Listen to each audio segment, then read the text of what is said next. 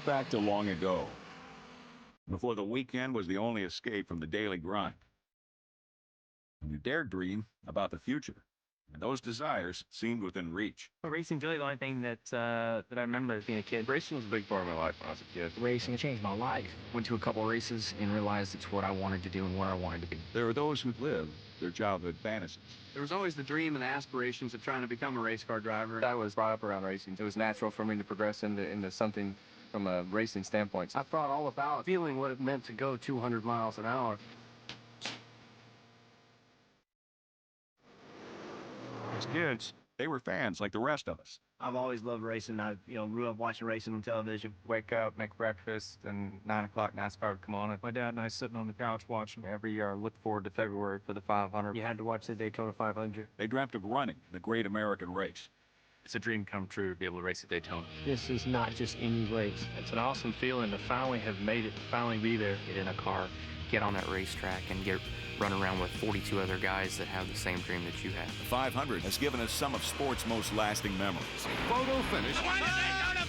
There's a fight. Davey Allison and Bobby Allison. Dale Earnhardt. Finally. How long and how many years he had put into winning that race. Eddie and Pearson. That was incredible. We begin another season today. More memories etched into time forever. Another run around the track for NASCAR's biggest fans. Because that's what they are. Fans. Living the dream. Winning the Daytona 500 was a dream come true. Racing in it is great, don't get me wrong, but winning that race, there's nothing like it. Definitely the neatest thing I've ever got to experience. You know that it's a victory celebration unlike any other. The dream's just to be in the race, and winning it is incredible. And when the checkered waves, one stands alone on top of the world. Maybe you'll see the child within, sneaking a grin. A dream come true. Welcome back, boys. NASCAR Race Day, built by the Home Depot, is next on Speed. It all started here on the beach. A dream, a passion for racing that eventually drew us inland to the high banks of one of the world's most famous sports venues. The Daytona International Speedway is synonymous with racing. It's where any racer wants to compete, where dreams are realized. And now for the 53rd time, we go into the Great American Race with more unknowns than knowns. New pavement, new noses, new pit stops, but the same idea. Win the Daytona 500 and you will be known as a winner forever. Fans have come from all over the world to be part of this spectacle, the greatest show in stock car racing. We have waited months, spoken volumes, and now it is time to have the rubber hit the road here on this new facelifted racetrack, the Daytona International Speedway.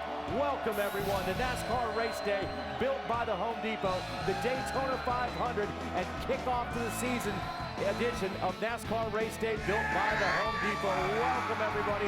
It is a beautiful day, sunny skies, not a cloud around, and we are ready to go racing. Like we said, it has been a long wait and a long cold winter, but now it is time to hit the surface and hit it running. Want to introduce my good friend Kyle Petty and race car driver Kenny Wallace. We are ready to kick off another season, and Kenny, you heard those guys talk about growing up. How much the Daytona 500 means to them. What does it mean to you? The Daytona 500 was the reason I wanted to be a race car driver. When I was a little kid growing up in Arnold, Missouri, home of the Green Water Tower, home of Arnold Bowl, Rock Roll Arena, I would sit there in the snow in February in my living room, 10, 11 years old. Gosh, I wish I could be in the Daytona 500. Well, race fans, I've raced in the Daytona 500 16 times. Today, I'm a TV commentator, and I'm still getting goosebumps getting ready for this race at 1 o'clock East Coast time. And let me tell you what's going to get me excited is because I don't know what's going to happen in this Daytona 500. We have this silly, this crazy 2x2 cars. They're wrecking every other lap. I'm still excited, and I'm not even in the race, Kyle. Yeah, and you know, obviously my family's been here forever. My grandfather won the first race. Talk about unknowns. They came down here for the first time to see this place, and they said they rolled through the tunnel, and they had never seen anything like it. They didn't know what the race was going to be like. Comes down to a photo finish. My grandfather's been here. My father's been here. This is a place that's part of our family. I remember coming through the tunnel the first time Adam came here. This is part of our DNA as far as my family. And when you look at it, there's so many families. The Wallace family, the Waltrips, the Earnhardts, the Allisons. So many families have part of their history here at this speedway. And the day when this is over with, this speedway will be a part of someone else's history. The only thing we know for certain is someone will hoist that trophy in Victory Lane. Let's get you up to speed on some of the new things that we've seen so far. First of all, in the off-season, this racetrack underwent a $20 million facelift. 50,000 tons of specialized asphalt went into repaving this track completely for the first time since 1959. And now we see that it takes two to tango here at Daytona. 2-car breakaways and wild racing all over the place. So far, we have seen some of the best in the business wrecking on this new surface here. Mark Martin, Kyle Busch among them.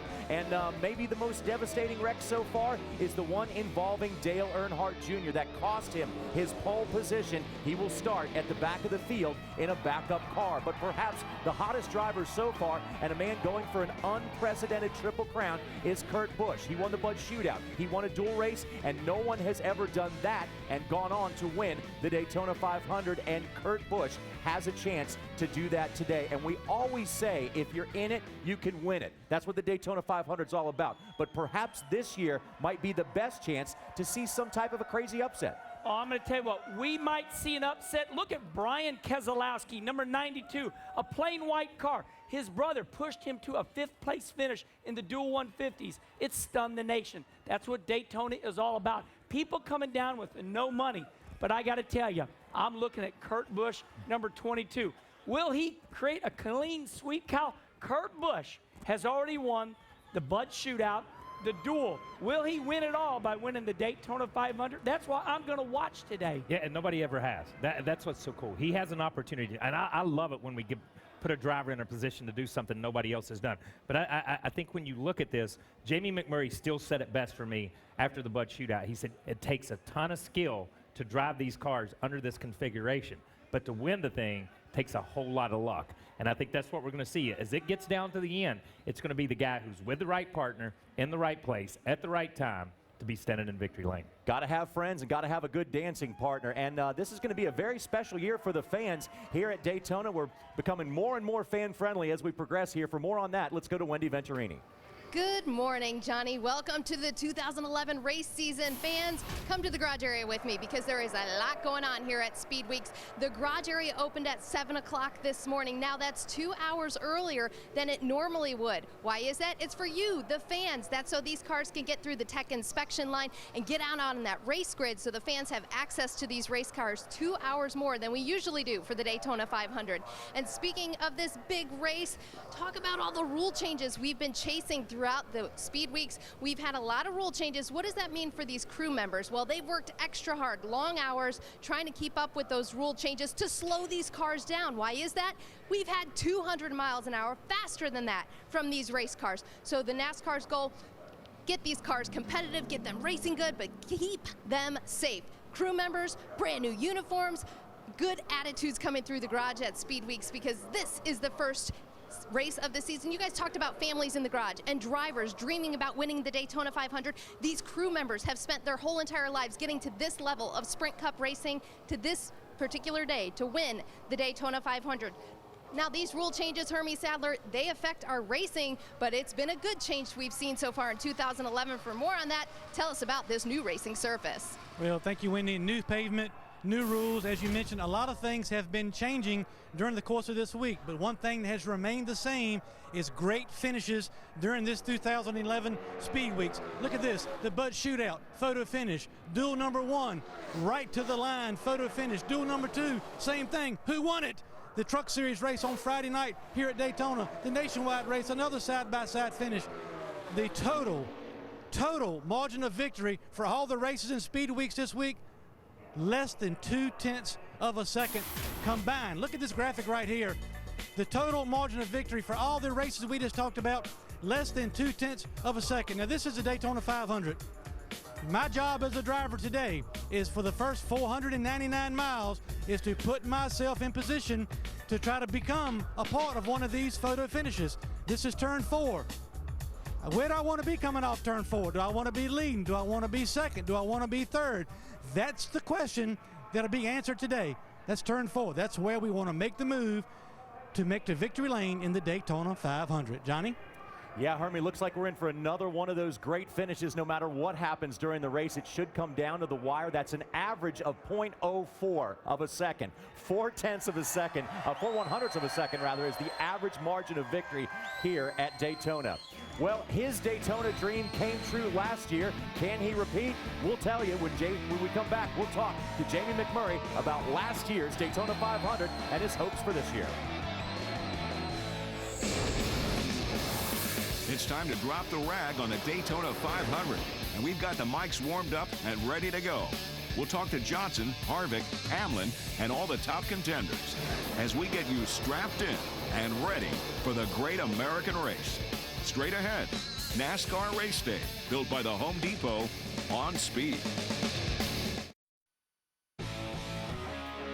NASCAR Race Day is built by the Home Depot. More saving, more doing. That's the power of the Home Depot. Brought to you in part by ToyotaRacing.com Sponsifier 3.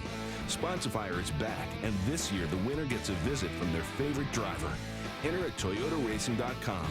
And by Best Western, the world's biggest hotel family.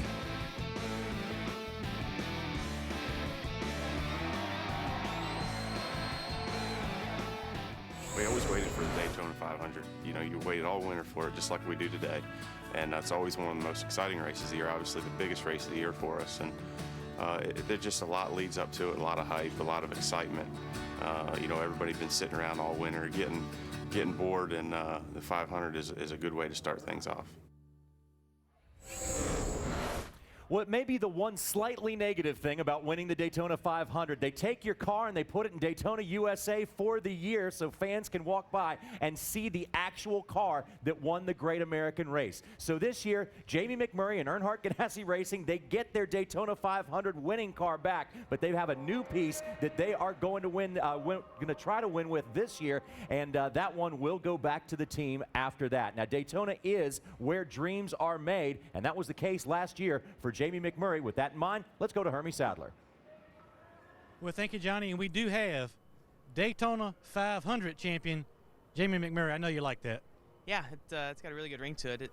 I remember you were doing this interview a year ago, and you guys asked me what it would mean to me, and Christy and I had the same conversation this morning. So we got great weather today, and you know, it's hard to explain to people the feeling, and I think for all the drivers, there's a little bit of nerves that happen the first race of the year and when it's the Daytona 500. So I'm anxious to get in the car today.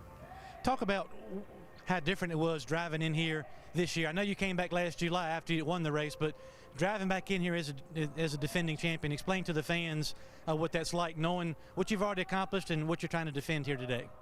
Well, it's a lot different feeling. I mean, there's a lot less pressure, honestly. You know, when I did a lot of my interviews a few weeks ago for Media Day, everyone kind of assumed it would be more pressure, I guess, because you won last year. But very at ease right now. I feel like we've got a car capable of winning. Juan's car is really fast, and our plan is to get together today. So feel really good about it. It's about, you know, surviving the wreck that's probably going to happen, and then timing out that last lap pass, and we saw that yesterday. I mean, it was one of the greatest nationwide races ever here, I thought. Really exciting, and you just hope that you can put yourself in the position that Tony and Landon did. And where do you want to be? We just talked about in the last segment the close finishes this week and all the last lap slingshot passes. Where do you want to be if you're in that spot coming off turn 4? You want to be leading or you want to be second? Well, it depends on what's around you. You know, if you're in the position like of the shootout where there was 4 cars hooked up, or in the nationwide race yesterday, you want to be in third, it looks like. But I think if you can if you can get 2 cars to break away, and if you have a green-white checkered, 2 cars could break away because of the guys running side by side, and you'd want to be in second. I don't think you want to be the leader, although it would be hard to not want to be the leader off of turn 4 and then try to defend it. Well, Jamie McMurray, a great season last year. Get off the season start with Daytona 500 win last year, looking to do the same today and trying to hook up with teammate Juan Pablo Montoya. Johnny? Well, Hermie, perhaps it was Richard Petty who put it best. He said, once you win the Daytona 500, everywhere you go for the rest of your career, you are considered a winner. What do you guys think that meant to Jamie McMurray just in his career? Because not only did he win the Daytona 500, but he did it a couple of months after everybody said he wasn't going to be around. He didn't have a ride, and he just rose right back to the top. When you win the Daytona 500, it makes you go, oh, my gosh, I won the Daytona 500. But in Jamie McMurray's case, race fans, you have to follow this story to believe how incredible it was. He was fired 4 months before this. Jack Roush said, I don't have room for you on my team anymore. I'm sorry, I've got to let you go. So Kyle, to come back and win the Daytona 500, the next race, it's got to be exhilarating. This is a new man. Yeah, it's huge. I think we saw in the introduction, we've seen in some of these teasers here, how much this one single race means to these drivers and how much it means to their career. And I think Hermie said it best. You know, you win Charlotte, race winner. You win Martinsville, race winner. You win California, race winner. You win Daytona, champion. And that's the only time you get champion put by your name, other than if you win the year-end championship. He's a Daytona 500 champion. And I think having that on your resume and by your name is so incredibly huge for the record books. But in his heart, he knows he's a champion. And then he added a couple more victories to that afterwards, the Brickyard and the Coke 600, two very prestigious races as well. For more on the #1 team's effort to repeat, let's go to Wendy Venturini. Thank you, John. We're following the #1 car through tech inspection throughout the day, through what the crew members are going through. The 2010 Daytona 500 win for them was huge. A lot of these crew members are returning back for 2011. They're ready to go through the Heights 6 in just a moment. But just to give you the stories behind the driver of Jamie McMurray, guys, right here, guys like Sammy Gonzalez, a crew member, a 25, I know you're a 25-year veteran here in racing, Sammy. What does it mean when you came through the garage area this morning, when the garage opened at 7 a.m.? How did you feel coming in as the former Daytona 500 champion team? I felt pretty good. You know, there's the team's all pumped up. It's a whole different atmosphere from last year. You know, knowing that we could win this race again, you know, it's pretty exciting. Do you feel that nervous excitement that you felt last year again today? Yeah, a little bit more now. You know, it's like last year we didn't really, you know, we knew we could do good and all that, but this year, you know, like there's people expecting us to do it again. You know, but I know we could do it. Describe to the race fans what's going on this morning for you, Sammy, and these crew members. You're getting ready to go through tech inspection. What does that mean? Well, this morning came in, did the final nut and bolt check on the car, made sure everything was perfect in this thing, and now we're just going through NASCAR's tech inspection, and they're checking all the templates and all the heights and all the requirements. Well, good luck to Sammy Gonzalez, the whole one team, and driver Jamie McMurray. It's guys like this, guys like Sammy Gonzalez that I've been following for years now, and it's good to see them in victory lane last year, and they hope to repeat today. Johnny? Yeah, Wendy, that all starts with making sure that checklist is done exactly right, and that car is really ready for the Daytona 500. We had a wild speed week so far this year. When we come back, we will show you some of those wild finishes that we've seen and what led up to them. Highlights coming up next. Things got shaken up in the offseason, and it's hard to keep up with all the changes. New paint schemes, crew chiefs, and teammates are everywhere. Get your pen and paper ready.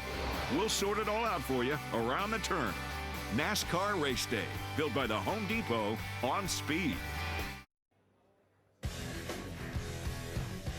Well, in just a few hours here, the 2011 season will be officially underway, but let's take you back to the qualifying races and see what went on Thursday. Little trouble with teammates right there between Tony Stewart and Ryan Newman. And KP, this was perhaps a victim of the new pavement. Yeah, I think it is. I think guys are trying to change lanes, and the guy behind them doesn't know it, and it just turns the cars around. I call that dirty dancing instead of dancing with your partner. There you go. Well, Kurt Busch's first partner of the week, he called it the partner du jour, was Regan Smith in the 78 as he helped Kurt go on to get his first victory in duel #1, and that started out the week with a bang for Kurt Busch. More from him in just a moment, but let's take a look at duel #2, and that was the one, actually the Daytona 500 starting grid right now, as Dale Earnhardt Jr.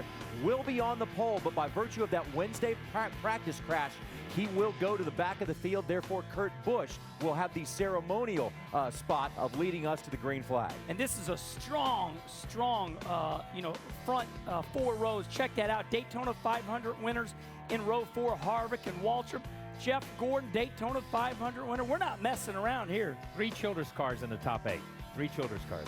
And there we see the car of Michael Waltrip, a 2-time Daytona 500 winner. Do not write him off by any sense of the word right there. Matt Kenseth also won this race before. Casey Kane, new colors in the number 4. Juan Pablo Montoya side by side with teammate and defending race champion Jamie McMurray. New number for Paul Menard, but the idea still stays the same there. 2005 winner of this race, Jimmy Johnson, the 48, will start P23. And I want to say something here. The 27, the 39, the 48, all those guys led the duels they were in. They're starting back in this area, but these guys have led at Daytona this week.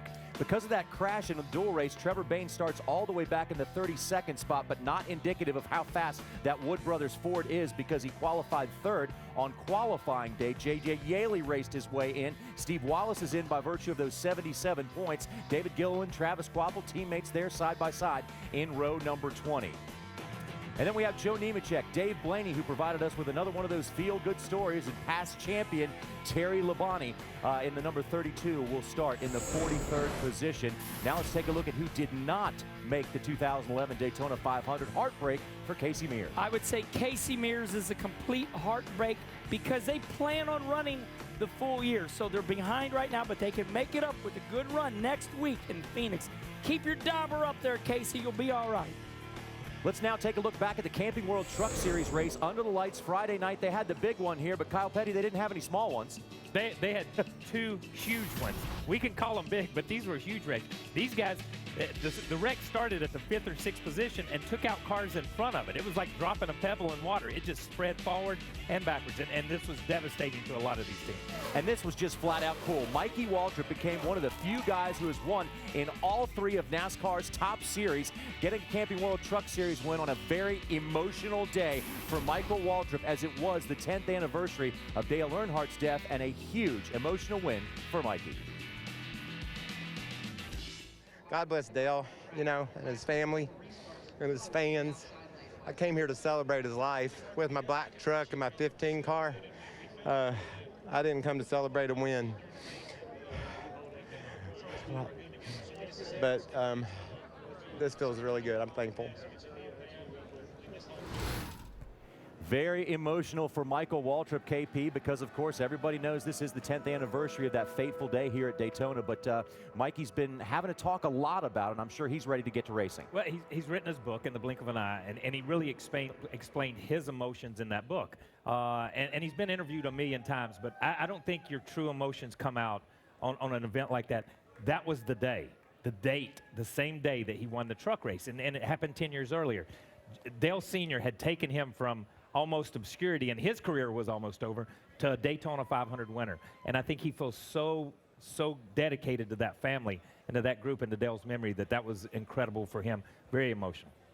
And if you look at the nationwide field this year, it has a very different look with their new cars now in full time. Pretty neat looking cars and pretty neat looking race yesterday. Another beautiful day here at Daytona for the Drive for COPD 300 here at Daytona, the first nationwide race of the season. It was Clint Boyer who led us to the green flag. And now let's take a look at Brad Keselowski in the 22 car and see what happens here.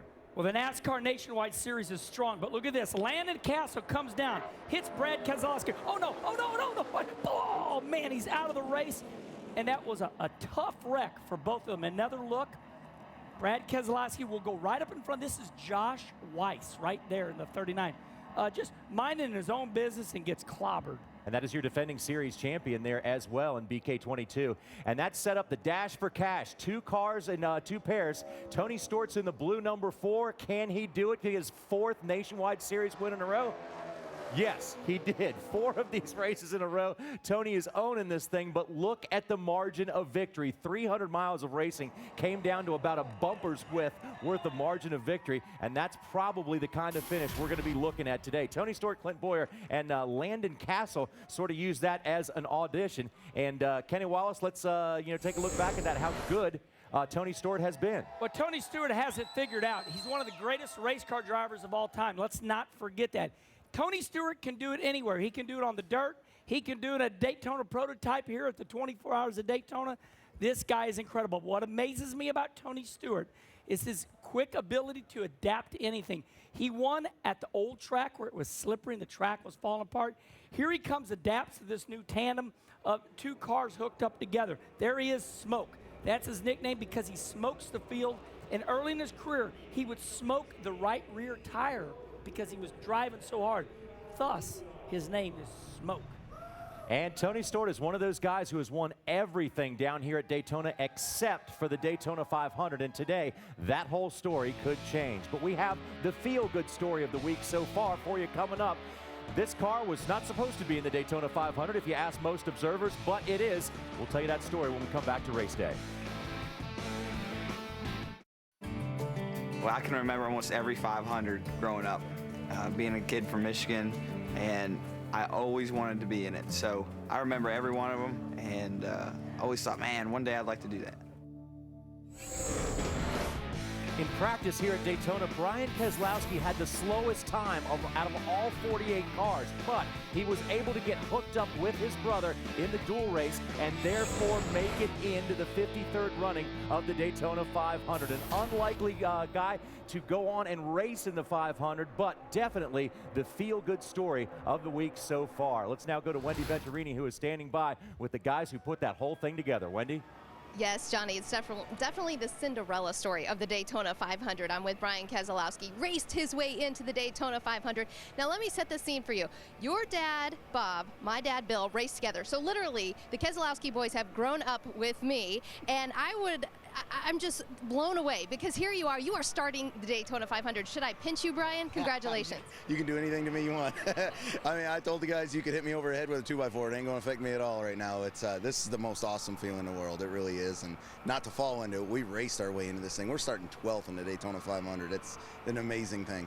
Now, you were probably expecting to go home after those dual races on Thursday. So, I mean, did you even have enough laundry here for Speed Weeks? Not much. I had to do some. That was the funny part. Our truck driver, he said, hey, my sister lives over in Port Orange. You want to come over there? I said, yeah, I need to do some laundry. So we get there, and they're taking pictures of me doing my laundry in their house. So, yeah, it was a really funny thing. And, you know, everybody's been so great and tried to help out because it's not exactly like they just pile a big wad of cash in your lap when you win this thing or get in, you know. And I'm still scraping by, but we're making it, that's for sure. That's funny. I'm sure those pictures are going to end up somewhere on eBay. The Daytona 500 driver doing his own laundry. Did you find a whole crew here? Because I know the other day you were still calling people on the phone to chip in for you. Yeah, we got a few guys this morning, but we're still looking for a gas man yet, and especially with this new gas can, you got to be a big guy, so it's a little bit hard to find that guy in the garage right now. Everybody kind of bought them all up, you know, so we're still working on it, but I think we got a lead on a few different things, and I think we're going to make it happen. It was so great to see your mom, Kay, crying, giving you a big hug right after you raced your way in. What does this mean for the Keselowski family and for you guys all? Such a big deal. I mean, just from top to bottom, Roger Penske,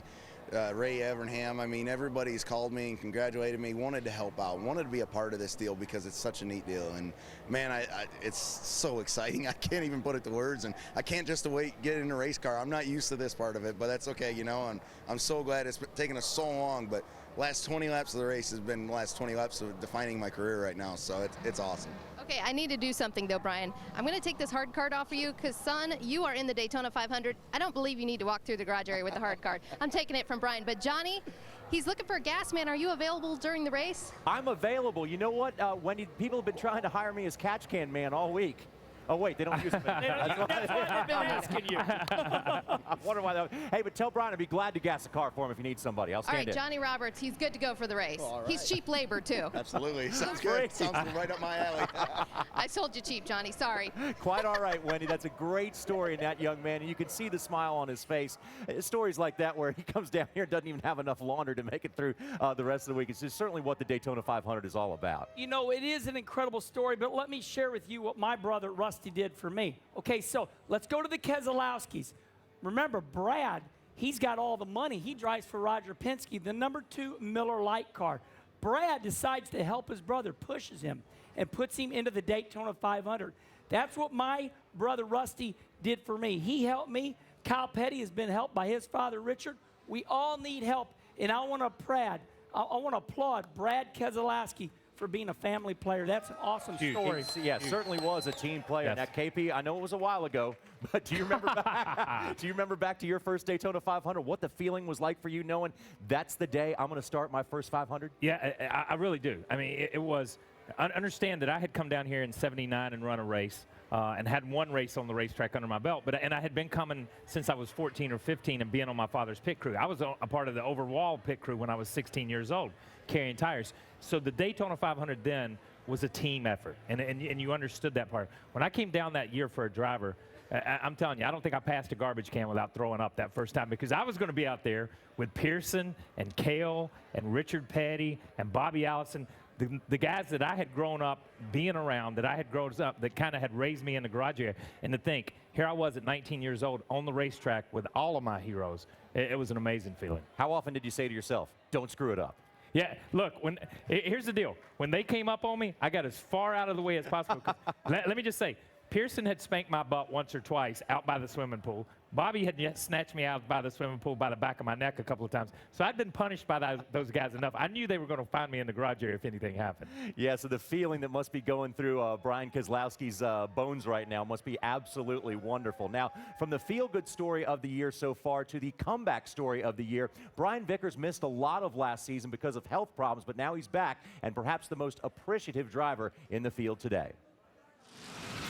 We got the call and we were out of town. He was scared, but yet he was confident. Big blow to everybody to not have Brian in the car. The thing that bothered him the most was he would not be able to do what he enjoys the most, and that was drive a race car. There was never a point where I knew I wasn't coming back, but there was a lot of points where I wasn't sure.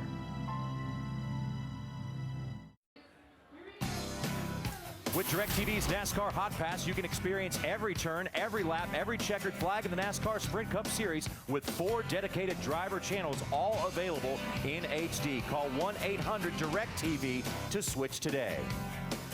Now, each new NASCAR season brings changes, but this year we have a ton of changes to talk about. The cars are different, but we also have new pit stops, new pavement, and new points.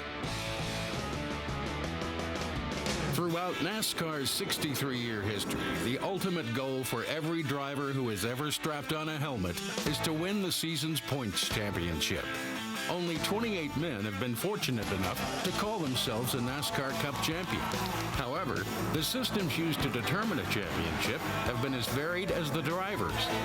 No fewer than 8 different points calculations have been utilized since 1949. Entry blanks, track size, race distance, finishing position, and prize money have all been variables used to determine the points rankings. The most confusing, perhaps, was used in 1974, when race earnings were multiplied by races started and divided by 1,000.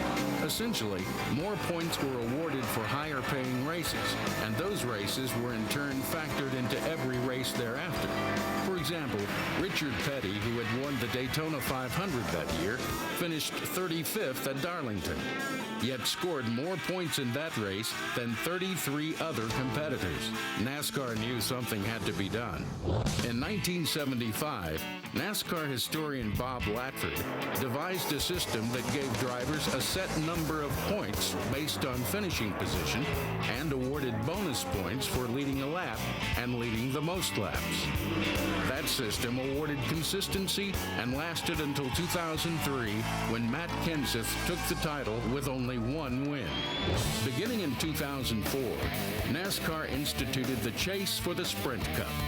The chase took the top 10 drivers in points after 26 races and reset the points for a 10-race playoff to determine the champion.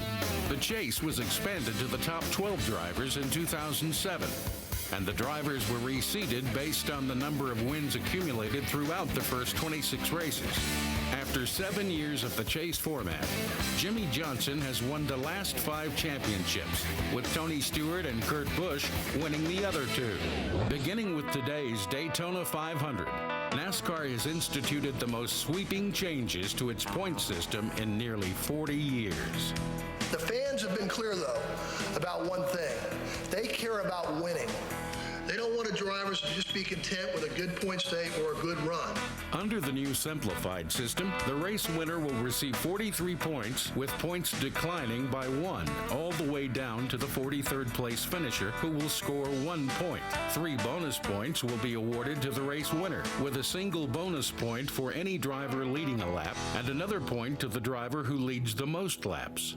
At the end of 26 races, the top 10 drivers in points will be reseeded, with each set at 2,000 points, receiving 3 bonus points per win. The 11th and 12th place seeds will go to the drivers with the most wins, who are in the top 20 in points. If no one fits that criteria, the final 2 seeds will go to 11th and 12th in points. Percentage-wise, the difference between 1st and 20th varies very little compared to the old point system. However, the new point system penalizes a driver quite substantially if they finish outside the top 20. It's NASCAR's hope that this revitalized format will produce the same thrilling type of battle for the championship that was seen last year at Homestead. Only time will tell. And ironically enough, 48 is the maximum number of points you can get from a race win. So no coincidence there that 48 happens to be our 5-time champion. But anyway, Kenny, the bottom line is they put the emphasis back on the winning. Race fans, you need to win. And all of you fans said, we want people going for the win. Well, they will. This emphasizes on winning, and here's why. The top 10 are locked in the points. Then 11th and 12th are going to go to the cars that have the most wins. So as you can see, Kyle, if you win, you're going to be in the chase. So it's all about winning this year. Yeah, to me, the point system puts a lot of emphasis on winning to get into the chase. Okay, that's what it emphasizes more than anything else. The more wins you have, the better opportunity you have to get into the chase. Not about the championship, the chase. What it does is it's devastating to go from 20th back because it drops off. The old point system was 17%. If you finish last place, you've got 17% of the points that the leader got. In the new point system, you only get about 2% of the points. So if you have a 30th place finish, you're not going to make it up with a 9th place finish. These guys that run for the chase are going to have to run in the top 5 to top 10 all year long to maintain that level. And then, as Kenny said, then you're going to have to bust your rear end if you're not in that top 10 and win as many races as possible. And you got to win. This is the bottom line on this thing. You got to win these races. And people we talk about it all year long because you went from 36 races to 26. Yes. So you shorten up the season, and people already start talking about where you are in a reference to the top 12, 1 race in. Yeah, but you know what? I may have to throw the BS flag on some of this stuff because here's the point. Nobody sitting over in the garage area came to the Daytona 500 not to win the freaking race. We talk about emphasis on winning. These guys come out every week to win the race. I don't care if you're Jamie McMurray, if you're Brad Keselowski, if you're Brian Keselowski. He dreamed last night about winning these races. These guys come. So the emphasis for these drivers and these teams have always been about winning. What it does is it takes the points and it rewards that now a little bit better. What I really like about the new point system is if your driver finishes 20th, okay, and the guy that you don't want to beat him finishes 30th, you know he's 1 position. It's 5 points back. You know in your mind it's so easy to figure out what he has to do the next week. He has to finish 5 positions ahead of him to time. So you don't got to figure out all these new numbers. It's very, very easy. Easy. We like simplicity. Yes. It's a good thing around here. Well, we also have something new on speed this year. We have a speed center back in our Charlotte studios, and we're going to bring you updates from the studio throughout the race weekend here on speed. Now let's go to Adam Alexander, who is standing by in the speed center. Thank you, John. Did you see Monster Energy Supercross last night on speed? Well, we got the highlights for you. No problem. Trey Canard won last week in Houston. He goes down in San Diego. By the time he gets up, Chad Reed had gone by for the lead, and James Stewart had taken over second. Lap 15, problems for Stewart. He stalls out his bike on a muddy track. Canard and Dungey get by. Later on, Canard goes down again. This allows Dungey and Stewart to pick up positions. All of this happening behind Chad Reed, who wins for the 39th time in his career. It's his first victory of 2011, 6th time he's won at San Diego. That's the most all time. Point leader Ryan Villopoto finished 7th. We got much more for you tonight on Speed Center. It happens at 7 p.m. Eastern Time after a break. It's more NASCAR Race Day live from Daytona. You know, for me, it started early in my career, probably, you know, 1985 or so when I kind of latched on to Bill Elliott, and every year I look forward to February for the 500 because it was always an indication, hopefully, of how my driver was going to do that year. So, you know, for me, it was always the start of the year, and it was my favorite sport growing up. Yeah, Denny picked a pretty good guy to look at there in Bill Elliott. Denny's going to come by a little later and talk to us live on NASCAR Race Day, built by the Home Depot, as we count down to the 53rd running of the Daytona 500. Now, we have seen a well-choreographed exchange going on out on the racetrack because as we first came down here on the new pavement, a car couldn't run behind another car for too long without getting too overheated. So, drivers, tell us about this art form of the exchange. This is something that started a year ago at Talladega. Watch this, race fans. Here's Mark Martin leading Jimmy Johnson. Now, Jimmy Johnson is behind him, okay? Now, Jimmy's motor is starting to get hot. So he says, Mark, I have to lead. So watch the exchange. Mark pulls high, Jimmy goes low.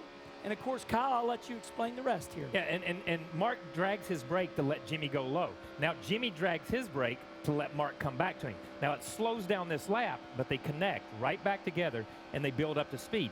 And that's the change. When we start talking about the exchange, or you hear the guys on TV during the broadcast talk about the exchange, they did that in that first and second corner. And that's where most everybody's doing it. And to bring everybody up to date what's going on down here in Daytona, if you go bumper to bumper and you lock like this, it is 10 to 15 miles an hour faster. And that's why this new tandem has started. The drivers have figured it out. And generally when you make that exchange, it takes you about 4 laps to get back up to speed to where you were in that two-car tandem. Now, it's also a little bit dangerous out there in the two-car pair-up because you can't see. The guy in the back has a very distinct disadvantage because of that big greenhouse in the front car. This is incredibly dangerous. The race fans should watch the Daytona 500 because there's a lot of danger in today's race. Joey Logano cannot see nothing. If the car in front of him wrecks, Joey will wreck. And that's why we have seen all these big wrecks during speed weeks. And we talk about the exchange, and we'll go back to that for a minute. The guy in the back seat, you're exactly right. It's like riding in the back seat of your family car looking at the back of your father's head while he's driving the car. That's all you see the whole trip to Florida. But as you see Joey has peeked out just to the right, and he runs just a little offset. They don't have to make the exchange as fast, but just as Kenny said, tucked in line, they run 10 or 15 miles an hour faster. If you just hang that nose out a little bit, you only run maybe 6 to 12 miles an hour faster. It slows the pack down a little bit too. So you want to be tucked in as tight as you can, but you got to dip out for air every now and then. You know, there are a lot of new challenges for the drivers, but also how about the spotters? They have a whole new world going on here at Daytona, and Hermie Sadler is standing by with 2 of the guys who could become unsung heroes today. Hermie? Well, you're right, Johnny. We've talked all week long about how different it's been for the drivers and the crew chiefs to learn this new way to race here at Daytona. But like you said, some of the unsung heroes could be the spotters today. We got Brett Griffin, spotter for Jeff Burton, Kevin Hamlin, spotter for Clint Boyer. Now, Brett, you guys have worked together well all week, getting a win in the Gatorade Duel. Talk about what the spotter's role is when these guys get hooked up. How do you guys decide who's doing the talking and leading these guys to the front? Yeah, we're starting back-to-back today after that duel win yesterday, a couple days ago, first and second. So we found that we're a lot more efficient if one guy is talking to both drivers. And having it where those guys can communicate back and forth makes it to where they can plan moves on what's coming up as far as coming ahead. So the plan is for Kevin and I to stay beside of each other all day and one of us be on the radio all day. Well, that sounds good in theory, but Kevin, another challenge could be through pit stops or getting lost on the racetrack. If you guys get separated, what's the key from a spotter's perspective to get you guys back hooked up again? Well, you just need to look out for both cars and tell Clint if we do get separated where Jeff's at. And, you know, even if he's 10 or 15 rows back, you still want to keep in Clint's mind where, you know, Jeff is so we can get back together. And it's we had that yesterday during a nationwide race, and we ended up getting back with Tony Stewart. So if you have somebody that you want to work with, like we do with Jeff, you need to keep Clint up to date with where he's at, and hopefully you can get back together. And Kyle Petty, Brett was just talking about the exchange on the racetrack. It's a very vital part of keeping that speed going.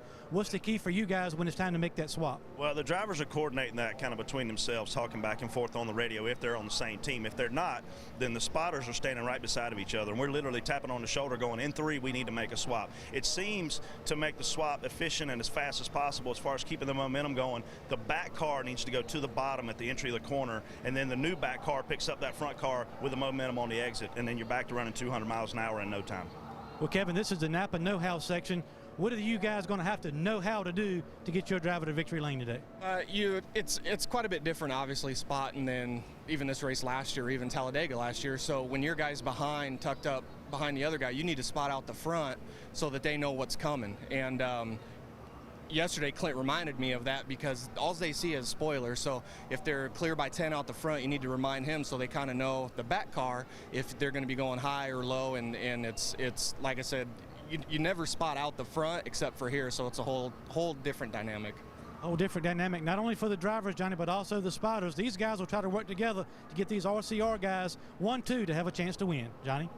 Hermie, they're kind of like the offensive linemen of racing. If they do something wrong, they get noticed. If they do everything right, their guy goes through and gets the victory. So it's a tough job up there on the spotters stand today. Good luck to those guys and the rest of the spotters. We got to take a quick break here on NASCAR Race Day, built by the Home Depot. But later on in the show, 5-time and defending champion Jimmy Johnson comes by to see us, as well as one of the guys who tried to get him, Denny Hamlin.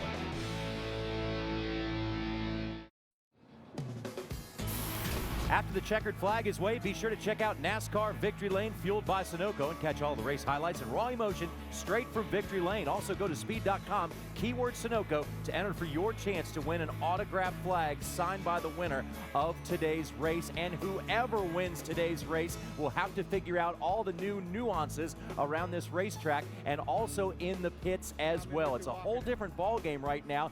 And as Chad Knaus tells us in the Sunoco Pit Strategy of the Week, it's going to be a tricky race.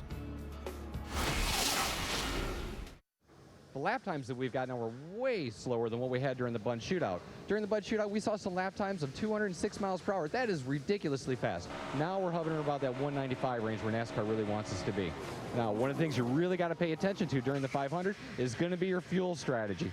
40, 45 laps in a Sunoco fuel run. Pay attention, though. Some guys are going to try to sneak out there with some lighter fuel loads to try to get that valuable track position to make something happen at the end of the race. This one is going to be very, very tricky for a lot of different events. Pit stops, adjustments, the grill inlets, and most importantly, the draft. So we'll see how this thing unfolds. Thanks a lot, Chad. Be with us once again here with the Sunoco Pit Strategy of the Week. Glad to see him back and defending those 5 championships. For more from the garage area, let's go down and check back in with Wendy Venturini. Wendy? Thanks, Johnny. I am on the pit road where the one car, our former Daytona 500 champion team, has left the building. They've gone back to the garage area. That's because the one car has made it through tech inspection and is beautifully displayed here on the grid for all the fans to have access to, take photos of. Many of the cars have already made their way through the tech inspection line. Let me just describe what's gone on. The garage opened at 7, so for 3 or 4 hours they have spent going through pre-race checklists. These crew members have tightened every nut and bolt on this race car to make sure it is ready for 500 miles here at Daytona. And keep in mind, guys, 100+ hours these crew members have been putting in, 5 times the amount of work on any regular race weekend. And these guys, they haven't been home for nearly 2 weeks to see their families. You want to be a NASCAR crew member? There's a lot of heart and soul and a lot of hours that goes into prepping these race cars. Hermie? You're right, Wendy, and the man in charge of preparing this race car, hopefully for another win in the Daytona 500, is Kevin Bonamania. First of all, his last year's winning in the Daytona 500, is that sunk in with you guys yet? And how has that changed y'all's outlook for this year's race? Well, it's for surely sunk in. You know, it took a while, but it has sunk in, Hermie, and it just proves to the team that we can win, and we have a great shot at it today. You know, we've talked all week long about what it's going to take to win today is going to be a lot different on the racetrack than what it took to win last year. A lot of changes and changes the way of thinking. What has been the biggest difference for you of how to attack this race car and racetrack different than last year? Well, it is completely different, and it's going to require a good teammate, a good partner, and just some good strategy. Staying up front is going to be important. It's going to be real easy to get laps down here. We saw that yesterday in the nationwide race, and the field's going to get strung out, and so having that partner is going to be key. Jamie said winning last year's Daytona 500 to him made it feel like he had less pressure on him. I'm anxious to hear from you, the crew chief. Less pressure that means you won last year, or more pressure to defend? Probably more pressure to defend, you know, which watching Tony Stewart can win 4 of them nationwide races in a row. We can for surely win 2 Daytona 500s in a row. So that's the plan. We're going to try real hard today. Well, he's got a fast race car and a fast teammate. Kevin Manion trying to lead Jamie McMurray to 2 consecutive Daytona 500 wins. Johnny? And Hermie, the only one thing we know for sure, if you're in it, you can win it. Still to come on NASCAR Race Day, built by the Home Depot, we have a star from NASCAR's past and a star of NASCAR's future, and we'll also take a look at more changes drivers and teams will face today. The clock is ticking toward the green flag, and we've got all the heavy hitters on the way. We'll get Jimmy's thoughts on chasing his 6th straight cup, and ask Denny if he can finally dethrone Mr. 5-time. K-Harv might have a say in that fight again as well. We'll hear from them all around the turn. NASCAR Race Day, built by the Home Depot, on Speed. No matter what you race or where you race it, chances are your dream is to race at the Daytona International Speedway. And for the 53rd time today, we will witness the great American race, the Daytona 500. And a bigger dream for all these drivers is to win. Our winner so far this week has Kurt Busch going 2 for 2, winning the shootout and duel number 1. Duel number 2 went to Jeff Burton. That veteran driver started off the season with a bang and proved to his team that they can win. Tony Stewart won his 4th Nationwide Series race in a row here at Daytona to start off the season, so smoke is off with a bang. And now it all plays out today on this Colossus. This Daytona International Speedway near sellout crowd is out here today on a beautiful, beautiful day, and they will witness lots of changes, including personnel at some of the top teams. When a new NASCAR season begins at Daytona, the winds of change are apparent in the garage area. And perhaps the most drastic changes during this off-season have occurred at Hendrick Motorsports. Over the last 20 years, Rick Hendrick-owned teams have won 10 Cup championships, including the last 5 with Jimmy Johnson. But other than Johnson, no other Hendrick driver scored a win last year. In an effort to make quick improvements, all but the Lowe's team were shuffled, with Lance McGrew and company teaming with Mark Martin, the Alan Gustafson-led squad joining Jeff Gordon, and Dale Earnhardt Jr. joined Steve Letarte to drive cars prepared in the same shop as the 48 team. It's been fun working with Stevie up to this point. We've only been able to work at the track a limited amount of time, but it's been good. He's got great energy and good personality.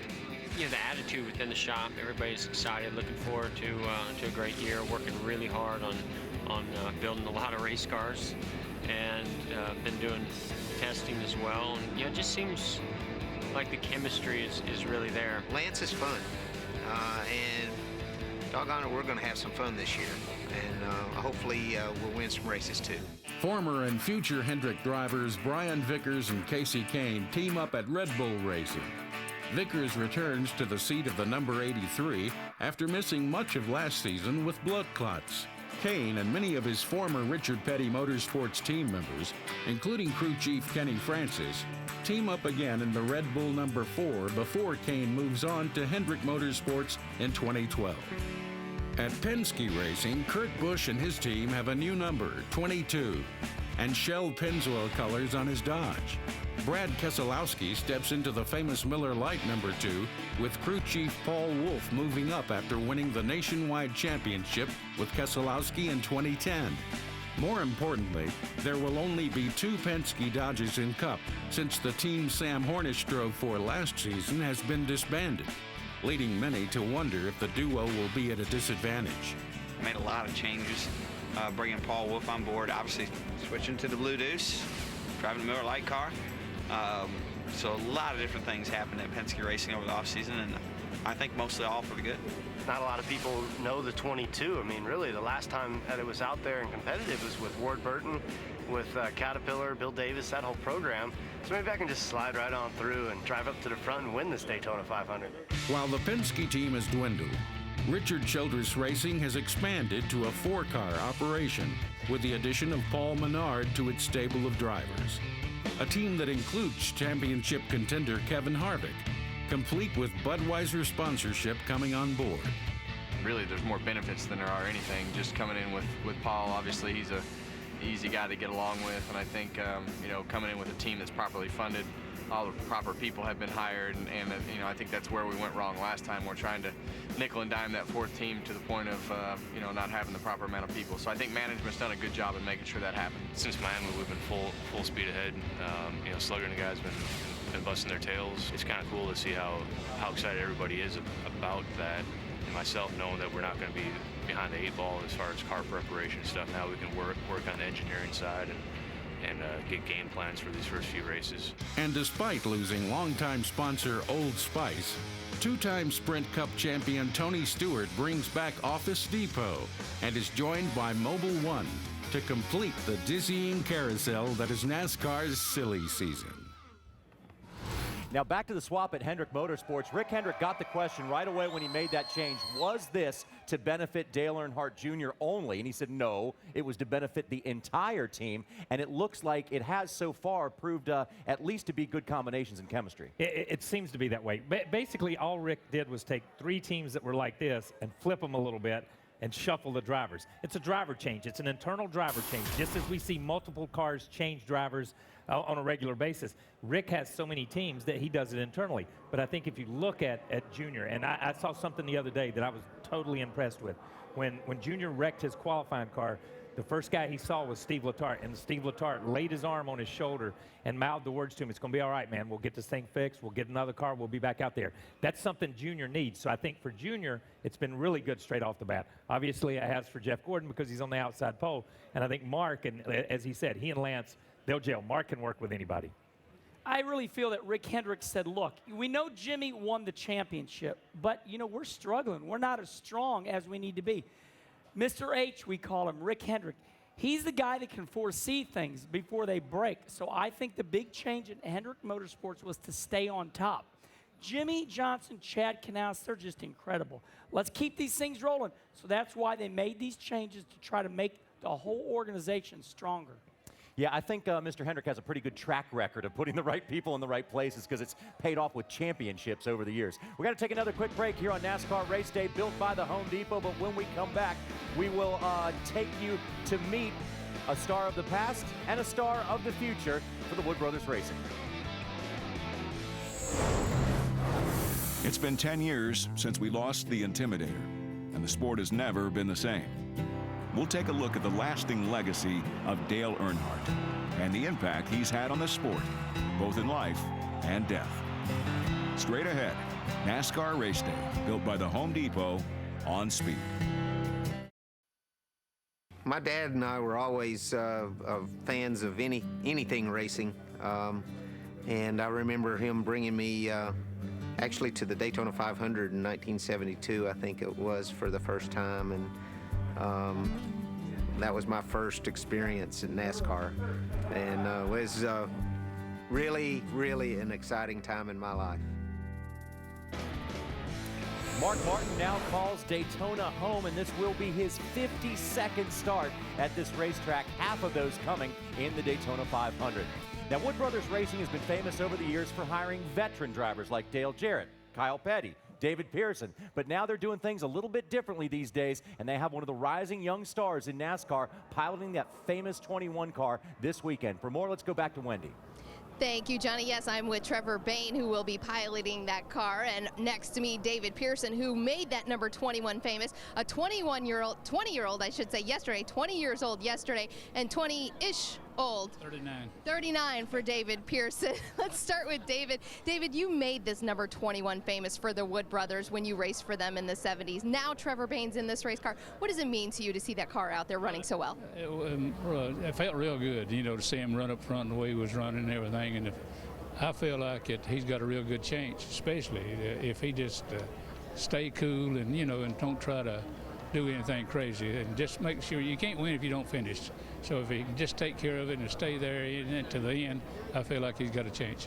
Now let's talk about you. This is a big year for you, David, because the Hall of Fame induction is happening in May. How much did this mean to you to be inducted? Well, it means a lot, really, since it's NASCAR, you know, Hall of Fame, and of course I'm in about 6 already, I think, 5 or 6. So it pays the same thing, so it don't really matter, you know. About the same that this interview's paying, right? About the same thing. Well, David, I'm sure is going to be watching young Trevor Bayne. Trevor, your second Cup start, your first for the going into this Daytona 500, your first Daytona 500. Take us through your morning. What did you go through, and what's going through your mind? Well, I've had, for some reason, just overwhelming calmness. I don't know if it's because of all the experience we've had on the track already with this 2-car deal, with the nationwide cars, and then with the duel as well. But you know, I think that I'm so excited about the opportunity to come here and run this car that David Pearson made famous. This 21 car, I mean, is just it's unbelievably fast. So it does me a lot of justice as a driver when I get in a car that's that fast. The nationwide team, the same thing. So to be here, to be making my first start at the 500, I mean, I don't think it's set in yet how cool it actually is. So hopefully we can do what David did, get us a win. And I mean, I think that anything we can do, if we just stay on all, keep the car out of trouble like he's saying, I think we'll have a really good shot at it. Now, when you went across driver introductions earlier in the week, you got a huge applause because you have been tapped by Jeff Gordon as a friend, your BFF, Jeff Gordon. So what does it feel like to get the approval of our 5-time champion, Jeff Gordon? I think we're not going to call it BFF anymore. We might lose man points. But it's been really cool to have somebody like Jeff Gordon kind of take me under his wing and really help me out and show me. And there's been a lot of other drivers, too, in practice and in the nationwide race that have helped me and taught me. So to have their support is just incredible. Same goes for guys like David and everybody here on this Wood Brothers program. To have their support as a young rookie driver, I mean, it gives me a lot of confidence and just shows us we can do this and we can be here to stay. All right, good luck to Trevor Bayne making his first Daytona 500 start, and no doubt we'll have some dancing partners out there today. Johnny? Yeah, starting to make a name for himself, Wendy, and the name's on a very famous car there. Good luck to Trevor Bayne. It's great to see David Pearson out here as well. And remember, Speed is your home for all the Hall of Fame coverage coming your way in May as they get a new class inducted in there. Now, Kevin Harvick is usually the guy who's playing the jokes on everybody else, but because of his new sponsor, Budweiser, coming on board, they wanted to give him a proper roast. So it was really fun to see Kevin Harvick for once as the guy who was on the other side of the jokes. And when it comes to jokes and having fun, we always turn to Rutledge Wood. There's all kinds of fun events this week in Daytona that get the season kicked off right, and tonight is one of those. It's the Budweiser roast of Kevin Harvick. He's going to be in the hot seat behind me all night long while his friends and even his wife get up to make fun of him at his expense for a change.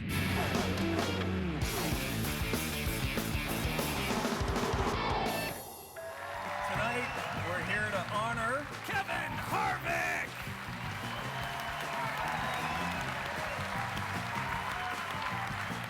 Elliott Sadler, you're first up to bat tonight. Yes. How are you feeling? I hope I still have a job after tonight. Kevin, we told you this was going to be a roast, but actually it's not. This is more like an intervention, man. Pretty much know that I'm going to get slammed. You got to get some serious anger management help. Who do you think will be the hardest on you? Probably Stewart. I know Kevin and Daytona don't have any kids yet, and mostly because Kevin doesn't have the time to take 9 months off of his schedule. Yeah, it's all right. We'll explain it to you later. Don't worry. We were dating at the time. He missed the race at Rockingham, and he left me at the racetrack. Wow, your wife is funny. Yeah, my wife ripped me. I saw Jimmy Johnson in the corner and I said, hey, do you mind giving me a ride? And don't you know, we beat Kevin back to the hotel. I'm not a comedian. It's kind of when I jab you, it's like in a sarcastic, mean, vicious, angry kind of way. Turn the camera off. You seem like you know what I'm talking about. Well, I am married. One of my favorite memories when we got married is when I carried Kevin over the threshold. I thought that was... Daytona was the surprise of the night, that's for sure. I wear the fire suit in the family, and it's a big joke, but I really do wear the fire suit in the family. Right? She definitely ripped me. I'm bombing up here, okay? It's funny. Kevin Harvick, he's been roasted. I know that show was on Speed the other night, and I watched it, and it is absolutely hilarious. So I want to say to Johnny Roberts and to Kenny Wallace, I will never be the roasty. You're never going to go after me. I would not put myself in Kevin Harvick. It's some of the funniest stuff, and it's from Tony and from all those guys. It was so funny because Kevin took it, but he gave it back. Yeah, he's pretty entertaining. It was so hardcore. Kevin Harvick asked me to be at the roast. Well, I couldn't because I was at Volusia dirt racing. When I watched the show, I said, I am so glad that I was not able to make it. They would have ripped me apart. But Joey Logano, Daytona, and Kevin, you took the Joey Logano, I wear the fire suit in the family statement, and took it to new heights. Yes. The Harvicks never knew how much money they would make off of I Wear the Fire Suit in the Family. So, Joey Logano, the joke's on you, buddy. Whoa. And you know what? Kenny was one of the first guys who bought that shirt. He said, I wear the Fire Suit in the Family. We got to take a quick break, but you know, it was Kevin Harvick who had the awesome job of taking over that seat in what was the number 3 car from the man, the legend, Dale Earnhardt. When we come back, we will have a tribute to the Intimidator. And once he came to Daytona, he was simply known as the man.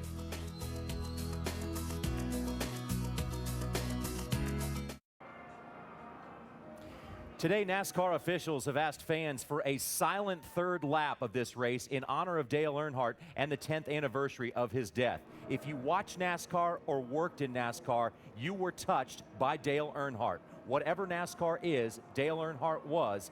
And here at Daytona, he was simply known as the man. Come on, get him in the fold. Get him in the 3 cars. Oh! Big trouble. Oh. Big wreck behind them. Beat him back. Come on.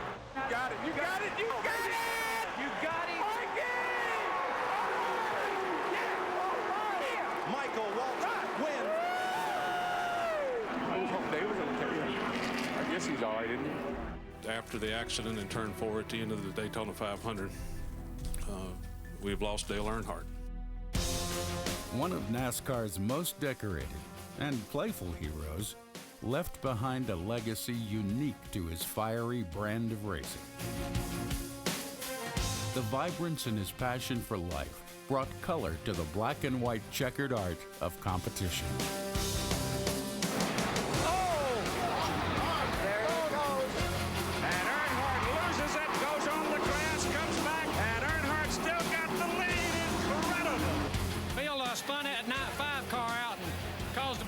And then he come up there and tried to spin me out twice. I didn't take it. Oh, and Earnhardt spins him out.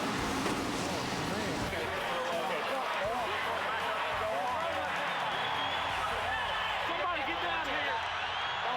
Dale, you're the best. The dichotomy of Dale Earnhardt, a hero and a villain, gave life to a career built on determination.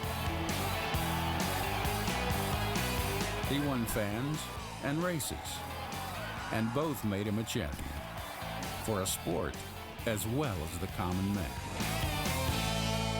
But despite all the success, he struggled with his failures in the sport's biggest race. And Earnhardt is coming in. Absolutely out of gas. Earnhardt has problems. Slopping back. Something is amiss. Unbelievable. Big trouble. Not winning the Daytona 500 wouldn't have defined Earnhardt's career, but the man himself knew it was a void that must be filled. 20 years of trying, 20 years of frustration. Dale Earnhardt will come to the caution flag to win the Daytona 500. All right. Yeah. 20 years. Every man on every crew has come out to the edge of pit lane. Gonna take a spin around at the Daytona 500 sign in the center of the infield. Hell yeah. Appreciate it. Thank you. I can't thank everybody enough.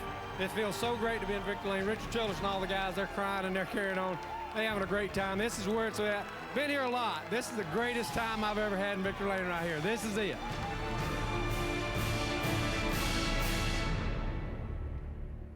After 19 years of trying, man, that was something else. That was something great for the fans and great for Earnhardt as well. And got to share a little story with you. We were working for the local CBS station in Charlotte at the time, and that was his hometown. We broadcast to Kannapolis. So he comes running by, and I just yelled out, I said, hey, Dale, you know, we're going live here in a minute. Can you come back and join us when we go live? And he said, sure. And so he went running off. I said, man, there's no way he's coming back.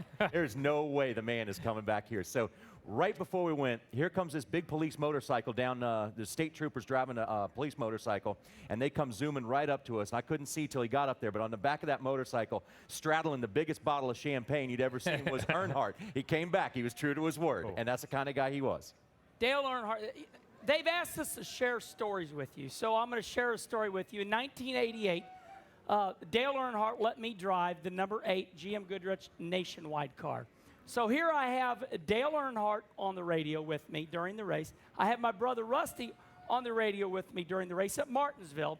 I ended up finishing 12th, but here's the way it went the whole time. Earnhardt's under going, go, go, knock the hell out of him, go, go. Rusty's over here going, no, no, don't wreck the car. We got to bring it back in one piece. So that was a day I'll never forget. But Dale Earnhardt was a common man. Dale Earnhardt taught me this, and when I go run my dirt car, I think of Earnhardt, and I'll tell you why. Dale Earnhardt said these exact words to me. He says, Herman, there are thousands of great race car drivers all over the United States. It's just which one is going to sacrifice saying, hey, wife, if you want to go with me, go, because we're going racing. He was the man, and the other one that really helped me, he says, quit telling me what you're going to do. Tell me what you did.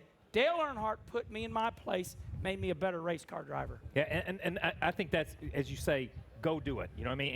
And get it done. Earnhardt, just like every past champion that's ever been a great champion, they have so much heart, and they have one single desire, and it's to just go out there and win races. You look at some of those wrecks. I think Rusty and he went at it as much as anybody. Terry Labonte and he went at it. He wasn't the cleanest driver in the world by any stretch of the imagination. But the best part about Earnhardt was he could dish, but he could take. We were running Wilkesboro one year, right after I'd first started. And he just kept banging, banging, banging. So I let him around and then spun him coming out of turn 2. And he ends up out towards the infield somewhere. And you see him coming across the garage area when the race is over with. And I'm 21, 22 years old, and I'm thinking, oh, my God, this is going to be the end right here. You know what I mean? And he comes up and he puts his arm around me and he says, that's the way you do it right there. You know what I mean? Don't take anything off anybody. Go ahead and go at them because you've got to beat everybody out there. Nobody's your friend. You got to beat everybody. And that's the way it was. No prisoners. He went for the win every week. And that's another great thing about him. He'd knock the heck out of you on the racetrack, do anything to win, but nobody helped more people out in the garage in terms of equipment, advice, or anything he could do for somebody else until the race started. And that's what made him the intimidator and the man. And remember, that silent third lap today is in honor of all he has done in life and death for the sport of NASCAR. We got to take a quick break, but when we come back, we will talk to Kurt Busch. He's one of the hottest drivers to start this season. Can he make that unprecedented trifecta? We'll ask him when we come back. Life can change in an instant, a fact Brian Vickers knows all too well. His life and career hung in the balance, and against all odds, he's back and ready for the 500. We'll tell you the story of his amazing comeback. Straight ahead, NASCAR Race Day, built by the Home Depot on Speed.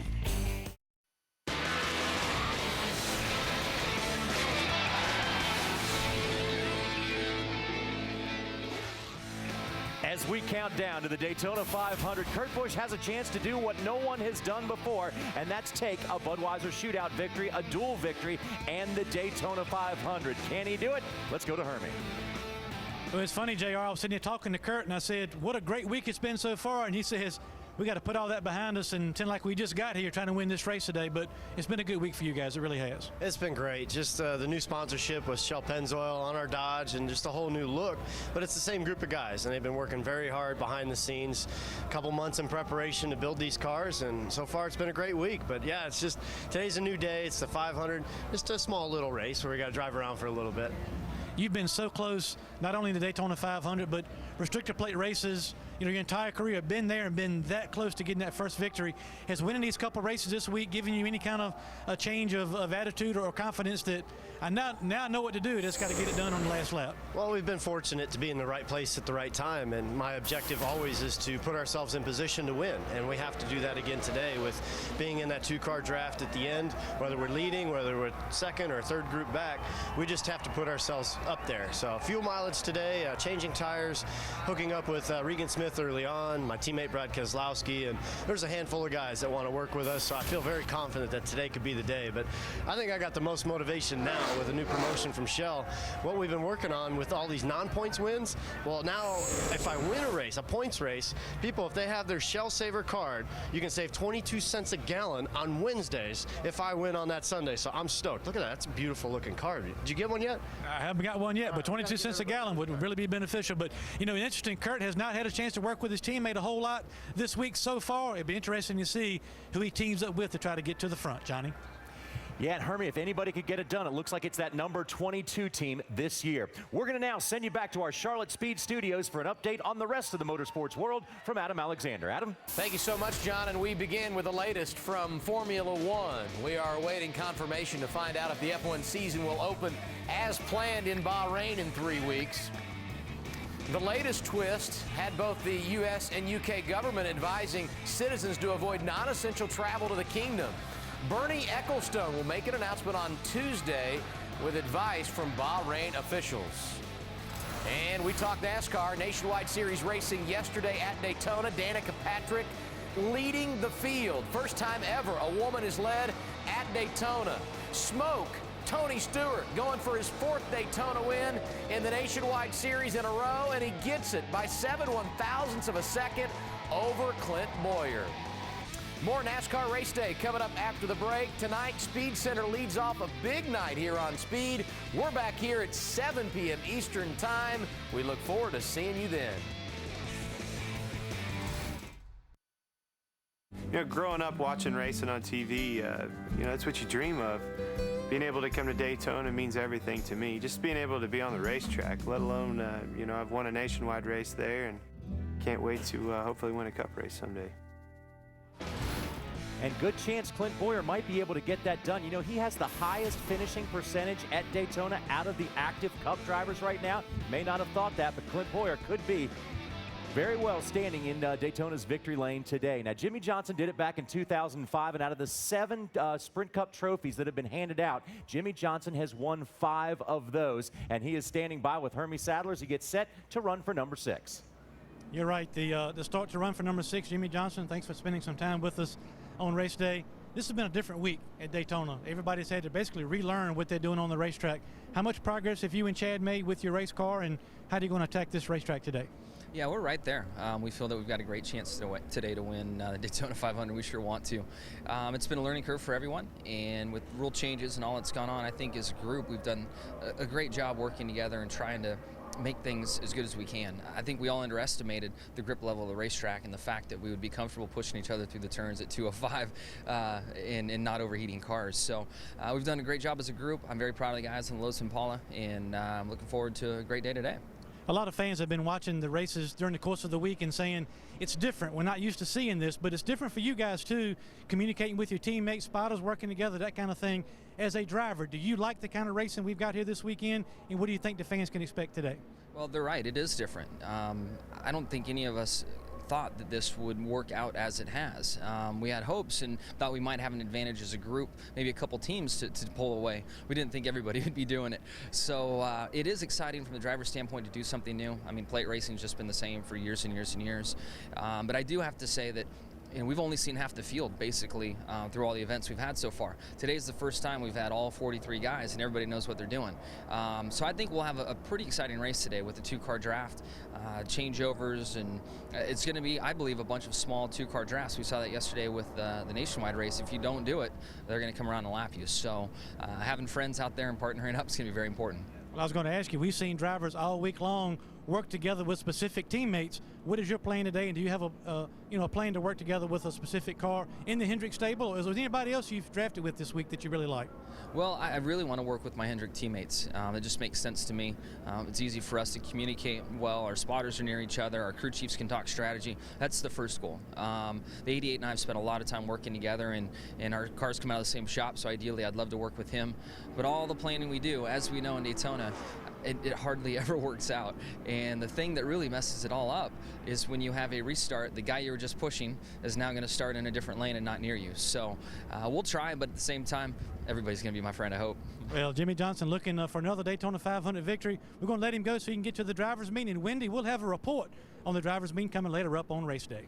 Thanks, Hermie. When we left Homestead, it was stick figures on just like this pit board sign, stick figures for crew members here at the 48 pit crew, because we really didn't know who was going to be playing those roles come 2011 to go over the wall for Jimmy Johnson. Well, we got here Daytona, we knew those answers. What they did in the offseason, Chad Knaus did something very interesting. He held open tryouts for this team, something that's really not that heard of, especially for a 5-time champion. These open tryouts included more than just pit stops. They They had emotional quotient tests. They had physical aptitude tests. A lot of it went into it. They came down to 16 athletes that they chose to go over the wall, and 6 starters made the cut. It's interesting, we talk about these starters now on the Cup teams, the 6 starters for the 48 crew. Take a look.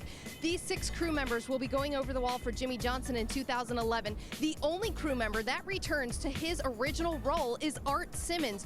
The other 5 gentlemen are new in their role, but no doubt this is something that's going to be interesting to follow in 2011, Johnny. It's a good thing they don't give us emotional quotient tests here on race day, because I think we'd all fail them. Our personalities would be through the roof. I don't think we can make the cut for Chad Knaus.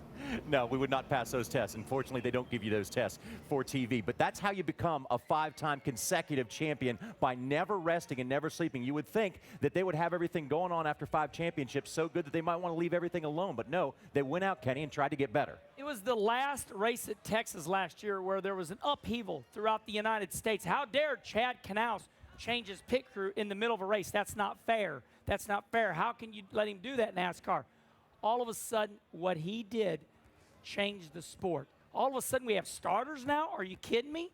Okay, hey, the right front tire changer, if you make a mistake, you do it one more time, we're going to bring in the second string. So, Kyle, this is incredible that we want to pick on Chad Knaus as a great crew chief, but yet now look what he's invented. You know all the other teams are going to start doing it. Yeah, Chad is a crew chief in the new vein of crew chief. Chad is a strategist more than anything else. And Chad is an organizer and a general. I think you look at it and what they've done, they are so confident in the mechanical ability of that race car that they've got the best car week in and week out. When they set it on a racetrack, they truly believe that. They truly believe Jimmy is the best driver out there, the greatest driver that they can put in that car. But they start looking at weak links and they start pushing on it, and they say, whoa, what can we fix? We can help our pit crew. We can help something maybe back at the shop. We can help something in this area.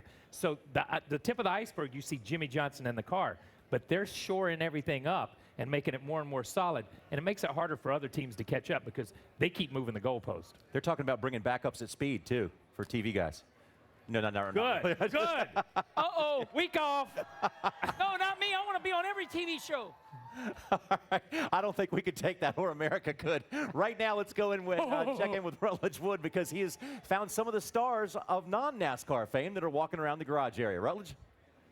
Hey, thanks, Winnie. I'm down here with 2 more stars from Transformers Dark the Moon, Josh Duhamel and Rosie Huntington-Whiteley, correct? Yeah, big brownie points. I mean, your name's much harder than some of the other stars, so I'm trying to get used to it already. Actually, Jamel's not the easiest thing that rolls off the tongue. Neither is LeBouf. Okay, Shia fair LaBeouf. point. Yes. There's a lot. We got a lot of French Canadian going on, a lot of crazy names over here. Are you guys having a good time so far? We are. It's my first time here, and I'm blown away. I had no idea. We came in on a helicopter this morning and got to see the stadium in its full glory, and it's just, I mean, it's amazing. It's kind of mind-blowing. Now, you guys spend a lot of time around American Iron. I know you love Bumblebee, one of the characters, the cars from the movie. Are you excited to be out here today, see all the cars racing? Yeah, I mean, you can't help but to get caught up in the energy when you come to this race, I think, more than any, because it's just, there's just, everybody's here to have a great time, and you want to see, they've all got their favorites, and we're here because we feel like part of the family in a way, because we've been, it's the 3rd Transformers, and especially this one, now that we've got 3 of the race cars in the next movie, which is cool. We've got. I'm so looking forward to seeing the wreckers. They were my favorites in the whole film, apart from Bumblebee. Sure. Well, you've got race cars with guns on them. I mean, what more does a boy want? You can't beat it. Yeah. Well, I hope you guys have so much fun today. Thank you guys for being here. I know the movie's going to be a big hit. Right. And I also know this, ladies, this T-shirt right here, I believe will sell out today, thanks to our friend Josh. Right. John? I'll trade you. I like this one. And no, these cars did not pass NASCAR tech inspection. They will not be legal, and that's not one of Chad's new ideas for the 48. We're going to take another quick break, but when we come back, the 4 most famous words in auto racing may be changing. We'll explain and continue to get you ready for the 53rd Daytona 500 when we come back to race day. The World Center of Racing has a new surface, and the Cup boys are chomping at the bit to break it in. If the 500 history books hold true, we may be in store for one of the best chapters ever. Our own Daytona legend, Ken Squire, tells you why. Next, NASCAR Race Day built by the Home Depot. on Speed. Today, more than 6 million older Americans face the threat of hunger. Join Jeff Gordon, AARP, and the AARP Foundation in the drive to end hunger by visiting drivetoendhunger.org. The drivers' meeting before the Daytona 500 is always a big one. It's the first official one of the year, and the stars come out for it. Here you see the crowded media center here at Daytona as the drivers' meeting is underway, and the officials are up there taking questions and also introducing some of the stars and dignitaries that have come to this 53rd Great American Race. Well, it used to be that the four most famous words in NASCAR were "gentlemen, start your engine." But as of last year, they are now "boys, have at it." It's changed the way we go about racing, and it should continue this year as well. Boys, have at it and have a good time. That's all I can say. They're going at it, guys. I mean, literally, Jeff Gordon and Jeff Burton are doing battle here, kind of like Muhammad Ali and Joe Frazier in the old days. Harvick gets into a Logano trying to save it, an amazing save. I don't know what his deal is with me, but it's probably not his fault. You know, his wife wears a fire suit and the family tells him what to do, so it's probably not his fault. Oh, he put a block on him in the wall. He put him in the wall. Somebody better keep me away from Denny Hamlin after this race. I swear to God, I'm going to kill that all his fault. I had this race won. It was won. Kyle. Jeff Gordon and Jimmy Johnson touch coming out of turn number 4 momentarily. 4 times, a little upset. I guess they thought you got into him, I guess. 48 is testing my patience, I can tell you that. It takes a lot to make me mad, and I'm pissed right now. Trouble behind you, big wreck behind you. Oh, no. More. Here we go. Trouble on the front stretch. The car has slammed the wall, and that is the machine of Brad Keselowski. And that car got up on its roof. They're going to allow people to intentionally wreck each other at tracks this fast. We will hurt someone either in the cars or in the grandstands. Trish Jr. goes around on the front bumper of Jeff Gordon. I don't give a I'm going to wreck them both. Seriously, I'm going to wreck them. Bye-bye, Jeff, and one. Harvick slides by, takes the lead as he pulls down in front of his teammate. So tired of that cut me off. I'm telling you, Gil, he's out of mulligan. The hole is there. I filled the hole. I will not put up with it. I'm a good teammate, and I'm not going to take him running into me. Brad Keselowski, driver of the Penske Racing Dodge. Kyle Busch is at... Kyle, what was your thought about Keselowski's little pre-race declaration? Who? DCT spinning down to the inside of the racetrack. He is up and into the air. Fucking home run. All right, I'll guarantee you every time I get around you. Don't do that. Don't touch me. Juan Pablo Montoya spins in turn 3. He collects Kurt Busch, also Jamie McMurray. One just wrecked us. Hold on, a lot more coming here. I'm sure when the radio, I didn't mean that, but he's just trying to prove people he can drive a race car, and I guess he's not doing too many favors in this team. You guys probably shouldn't put a lot of stock into what he said when you ask somebody something immediately after getting crashed. They typically don't have nice things to say. Round 2 of Boys Have At It coming your way, and we could see the fruits of that statement as early as today. So what did you guys think after last year? I know Kyle said the fight between the Jeff and Jeff wasn't Ali and Frazier. It was more like Laverne and Shirley. But still, it was raw emotion on the racetrack. It was emotion, and I think that's what Boys Have At It meant more than anything else. I think we heard teammates more than anything else. That's the best part about it. Teammates screaming at each other over the radios. Teammates asking their spotters and pushing each other. And I think that's the deal. But when you look at it, it brings the emotion back into the sport. The sport had gotten so sterile that it was just a bunch of talking heads that talked about their sponsors and went out and did their jobs. Now we see them do their jobs and show the emotion that they bring to the racetrack every week. All they care about is winning races. And if you get in my way and I'm trying to win a race, we're going to have at it. I say history repeats itself because back in the day, you had Richard Petty, David Pearson, Bobby Allison, so on and so forth. And what would happen is if they got into it on the racetrack, they would police it themselves. In other words, hey, you wrecked me. Come here, I want to talk to you. They'd go between the truck and trailers, very common. And they go, if you wreck me one more time, I'm going to stuff you windshield deep. And they'd push each other, and then it would be over. So they would police themselves. You can't have this sterile environment where NASCAR would say, you cannot bump traffic no more. The fans hated it. So now we're back the way it used to be. I'd say, hey, Kyle, you run into me one more time, we're both going to go in the wall because I don't care. Let's all wreck. Let's all wreck. and that's the way the rivalries would end, because you'd say, I don't care, let's wreck. You want to wreck, we'll wreck. Now it's ending because they're taking care of each other. Windshield deep is such a great term. I don't care. Windshield deep. That means you're all the way in, baby. Windshield all deep. the way. I love it. I know the fans like it as well to see that raw emotion after a race, like the good old days. Now to the more peaceful part of the show. Martina McBride is here to sing the national anthem, and I don't know if it's an honor or privilege, but I guess she got to speak to Rutledge. We caught up with Martina McBride down here by the Media Center. She is singing the national anthem today. Welcome. We are so glad to have you. I'm so glad to be here. You rocked the Sprint Cup Awards this past year. It did an amazing rendition, American the Beautiful. And today we're so excited. You're doing the national anthem. I hope we're up for another great performance. Well, so do I. It's just an honor to be asked to, you think of all the singers out there that could be asked to sing our national anthem, and especially at this event. It's just huge, and I'm so excited. And you got so many fans. I mean, you've got so many great hits out there, and I know the grandstands are going to be going crazy today. Any chance after you sing it, you just keep the mic and just give us one of your hits? I don't think so. I don't think they'd like me very much if I did that. They're ready to see some racing. Okay, fair point. Who are you pulling for today? I think it'd be really cool if Dale Jr. won. Dale Jr.? Yeah. Okay, I'm with it. It'll be special. Yeah. Well, thank you for being here. I know you're going to do a great job. Thank you. Guys, Martina McBride. And that's a very good popular prediction around here with our crowd here at Race Day. I guess you could call that Race Day's version of the Beauty and the Beast. Oh, come on, man. That was good. I think Martina looks pretty good. Is that what you're saying? No. I was talking about Rutledge looking good.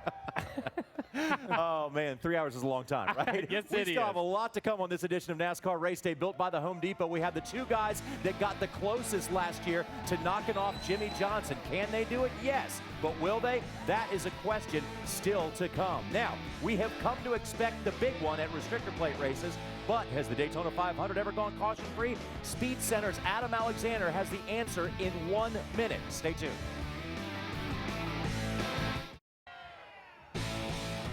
Welcome once again, race fans, to sunny Daytona Beach on a beautiful day for the 53rd running of the Great American Race, the race where dreams are made. 43 of the world's best drivers will have a chance today to do what Jamie McMurray did last year, and that is win this season-opening spectacle of a stock car race. There is the car he will pilot today and try to repeat. 1 week ago, Dale Earnhardt Jr. earned the pole position with the fastest lap in qualifying, but after a Wednesday afternoon practice wreck, he will be relegated to the back of the field, and it will be Kurt Busch who will take us to the green flag when it waves this afternoon. But if anybody can make it through the pack, it is Earnhardt Jr. He's got another car ready to go and ready to take another victory in the Great American Race. Now let's remember that Matt Kenseth won in 09 after starting in the back of the field, and Dale Jarrett wrecked Saturday practice in 2000, and the repaired cars still went on to win. Now let's check in with the guy who has been around as long as the pavement here at Daytona. That is Ken Squires. He takes a look at the facelift to this huge racetrack. Mark this down. The 3 all-time greatest Daytona 500s. The never-to-be-forgotten legendary editions of the Great American Race. Ready? 1959, 1979, and the one we're about to witness today. The common bond? Hot mix, hardtop, pavement. That incredible asphalt trioval that when new is a rich royal blue carpet turning to Daytona gold for one who outbraves, outdrives, and shines above all the others. Considered the one that established it all. Imagine 59 American-made stock cars on what was being called Bill Francis Folly, 2.5 miles of mystery, upon which he said they could run flat out all day. The trick in 59 was to keep those ill-handling, big, burly brutes between the stripe round the bottom and the Armco barrier on the outside. What a challenge, keeping a single car aimed round those 31-degree high banks. What a show! a show that sent promoters scurrying after pavers to build more Daytonas. Indeed, Daytona had created the greatest 500-mile race in motorsports history, with a photo finish to boot. As they come to the line, Beauchamp on the bottom spurts forward. Petty is in the middle, Weatherly above. It took 61 hours to figure this one out. American motorsports grew up on dusty tracks, which dug up in a few laps, leaving turns deeply rutted. You matched driving savvy against track conditions every time you bounced around a bend. But after 1959, pavement was in. Dust-free, higher speeds, new demands on car and driver. That became the 1960 sales pitch. And every year thereafter, Daytona pavement added to the mystique as speeds escalated from 150 toward 190 miles per hour in '78. Pavement turning gray from time and experience became part of the story as it buckled and bent, wear, cold, and rain aging those high banks, making tiny jolts into major bumps. So in '78, they smoothed things over with 2 inches of brand new asphalt, which in 1979 gave us the second of the greatest 500s. There was an inner driver fraternity, faster than fast, a breed unto themselves, toying, tiptoeing toward 200 miles per hour at Daytona. Buddy Baker was so fast nobody would draft with him in practice. Didn't bother Buddy any. Set on the pole, 196 miles per hour. Then in the Bud shootout of its day, just 20 laps, 50 miles for the fastest, he took just 15 minutes to blast super speedway racing into another dimension, averaging 194 miles an hour for that race. Here they come. A difference of $32,000 goes to Buddy Baker over Darrell Waltrip in second place. Only concern he had was running 3 wide. Not an option, he said, unless you wanted to wreck your car and 2 others. We're standing in the pits of Buddy Baker, who is having a problem. Ignition problems kept Baker from sweeping 1979 Speed Weeks, but helped set the stage for a never-to-be-forgotten space war.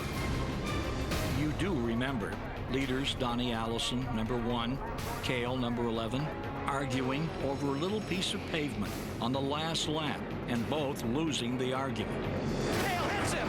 He slides. Donnie Allison slides. They hit again. They climb into the turn. They're hitting the wall. Giving Richard Petty, Darrell Waltrip, and A.J. Foyt a bumper battle to the '79 finish. Petty wins it. And there's a fight between Cale Yarborough and Donnie Allison. And don't feel bad for Baker. The next year, 1980, in the same car, he burned that asphalt for a 500-mile record run at 176 miles per hour. Next thing you know, they were all running 3 wide and wearing that championship groove thin. And the track got rough around the edges. Looks like there's a hole. We might have a red flag here, guys. Looks like a big chunk of the racetrack came up. So they have now fixed the one thing you can fix at an auto racetrack, the pavement. And now, for 2011, they've scraped off all the old asphalt, added 5 inches of new hot mix, and after practice, new crazy guys like last year's winner, Jamie McMurray, is saying, hey, this is going to be great. We'll be able to run 4 wide all day. Get ready, folks. Looks like this great American race is another one for the ages. We are less than 1 hour away from turning things over to our friends on Fox for their pre-race coverage and race coverage of the 53rd running of the Daytona 500. The fans get a chance to get up close and personal with their favorite drivers and race cars down on the grid. And this year, they opened up that garage 2 hours early to give the fans a better view of those race cars. Now, what do you guys think we're going to see? Because there's still a lot of unknowns. This will be the first time when there's 43 Cup cars out on the racetrack at the same time. And it's the first time for these live pit stops. There's a different vibe this year at Daytona. You know, there's so many things happening that are strange. You know, we got the 10th anniversary of the legendary Dale Earnhardt. His son sits on the pole. That's like wow right away. Then all of a sudden we see these crazy wrecks, these two guys running bumper to bumper, and the second guy saying, hey, I can't see anything, I'm just following you. Kyle, I haven't seen anything like this in a long time. And before I respond about what kind of race we're going to see, I'm going to say it's dangerous, because this will be the first time we've seen 43 cars on the track. So I can't say we're going to see this, because we haven't seen but 25 cars on the track, Kyle. Now we're going to see the first time. Yeah, I love Squire's verbiage. 2.5 miles of mystery. Okay, and basically we've got a 2.5-mile track that nobody really understands yet. They just know it's smooth, but it's going to be 500 miles of mystery, because I think that very first year, if you compare this, those guys drove through the tunnel, as I said earlier in the open when we started yesterday, and they drive through the tunnel, and they don't know what to expect. And now you look at these guys, and they're sitting there, and they do know what to expect with 24 cars. They don't know what to expect, as Kenny said, with 43 cars. So this Daytona 500, if you've watched it in any previous year, my father and I talked coming down here on the plane. He said he'd been coming to Daytona since that very first year that they opened this place up. He's never seen racing at Daytona like we're seeing right now. It's not bad, it's not good, it's not anything. It's just different than anything we've ever seen. So when you tune in today, you're going to see something that's unexpected. And as I said before, it's just it's a mystery, and the mystery will be solved after 500 miles. You know, for a local favorite around here, Mark Martin, this is going to be his 52nd start on this racetrack. Half of those, you know, coming in a Daytona 500. So he's been around a lot, but he still says, and he's told us on several occasions, he still gets butterflies. He still gets a little nervous before a race. Do you guys feel that until you get behind the car, behind the wheel of the car, strapped in and ready to go? Al Unser Jr. said it famously in a commercial one time. He says, if a driver tells you he's not nervous, he's lying. And just when you feel something and you think, oh, I'm a weirdo, I bet nobody else feels that. Let me tell you something. When I compare notes to Dale Earnhardt Jr. or Jimmy Johnson, they all feel the same thing. If you're not nervous, Kyle, before the Daytona 500, you're not human. Yeah, they were, I'm telling you, we talked about it before the Jewel races. Those guys were dead nervous before the Jewels. They're a little bit better, but at the same time, this is the race. This is the big race. And every guy down there is thinking, I can be standing right there in victory lane when this thing's over with.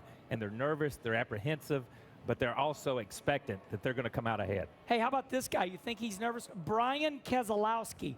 He finished 5th. He's starting 12th. His car was white. Discount Auto Tire said, oh, my God, you're famous. I want to sponsor you. So this is a Cinderella story. You never know what can happen. I've seen Ronnie Bouchard, a guy from the Northeast, win at Talladega out of the Clear Blue. We've seen Kenny Schrader win at Talladega. But this is Daytona, and dreams are made here at Daytona. That's why you watch the race. That's why we run it. When we come back to NASCAR Race Day, built by the Home Depot, we will talk with perhaps the most appreciative driver to be in the race today. But every driver wants to run up front today. In 1 minute, Speed Center's Adam Alexander tells us which Daytona 500 had the most different leaders. That's 1 minute from now on Speed. Welcome back to Daytona, everyone. We are about 1 hour away from the 53rd Daytona 500.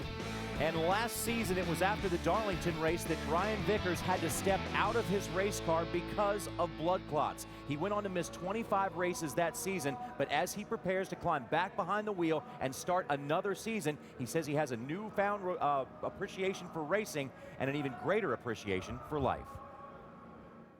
This past Wednesday, Brian was in Washington, D.C. preparing for his Thursday visit with Congressman Doc Hastings at the Walter Reed Medical Center.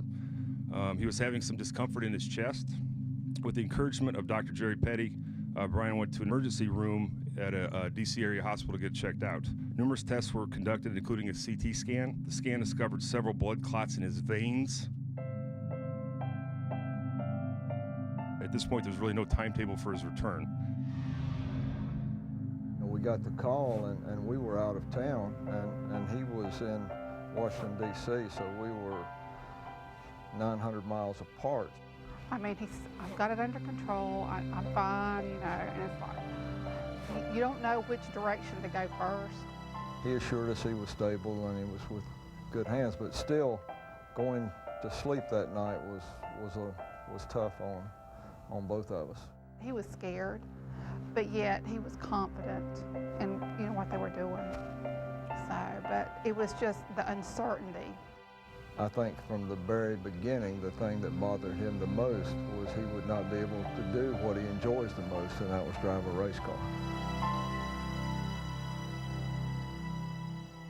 It was never a point where I knew I wasn't coming back, but there was a lot of points where I wasn't sure.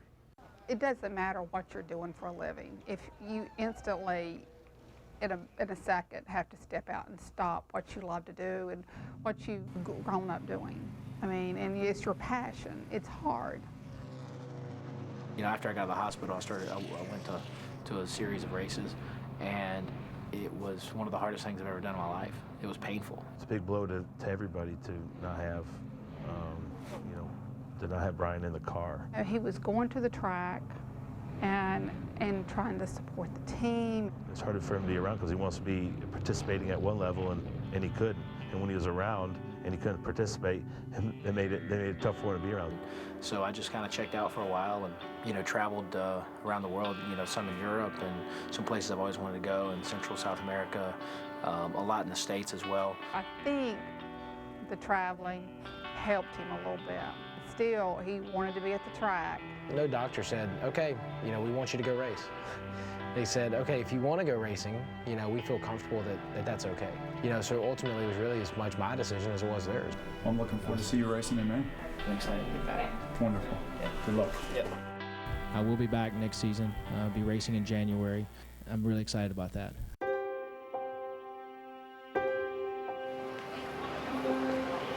From Townsville, North Carolina, Brian Vickers. Back at the racetrack and being amongst everyone, the support from everyone in NASCAR and the fans, the media, family and friends obviously have been fantastic, and to be back in the race car just felt so good. Good luck today. Thank you. Welcome back. Hey, have a nice day, senor. Weird, man. First race back. It's been a while. Yeah. To me, it's like, almost already forgot that he was gone. I got in the car early to check the belts, to check everything, and it all fit. I don't know what I really expected. I don't know if I expected it to be different, but I guess when you're gone for that long, you never know. But just jumped right back in the same seat, same insert, same belts, same Hans, same helmet, same earplugs. Everything still fit, and I remembered how to put it on. And got back on the racetrack, and it felt just as comfortable.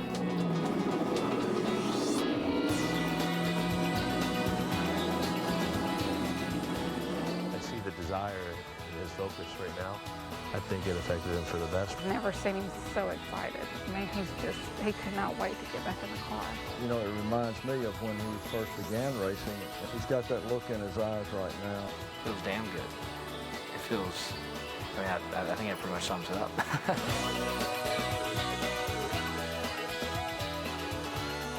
We will speak live with Brian Vickers in just a moment. He is still in the driver's meeting, but right now, for more on Team Red Bull, let's go to Hermie Sadler. Yeah, thank you, Johnny. Talking about Team Red Bull, from inside the sport, especially as a driver that still competes a little bit, you always look at when a driver either joins a race team or leaves a race team, what kind of impact does that have to the performance on the racetrack? And I think we can all agree that when this team, Red Bull, lost Brian Vickers last year, it really set that team back from a performance standpoint after they made the chase the previous year. Now, Brian Vickers is back. We're going to hear from him here shortly on race day, but they expect not to have too much of a lapse in performance.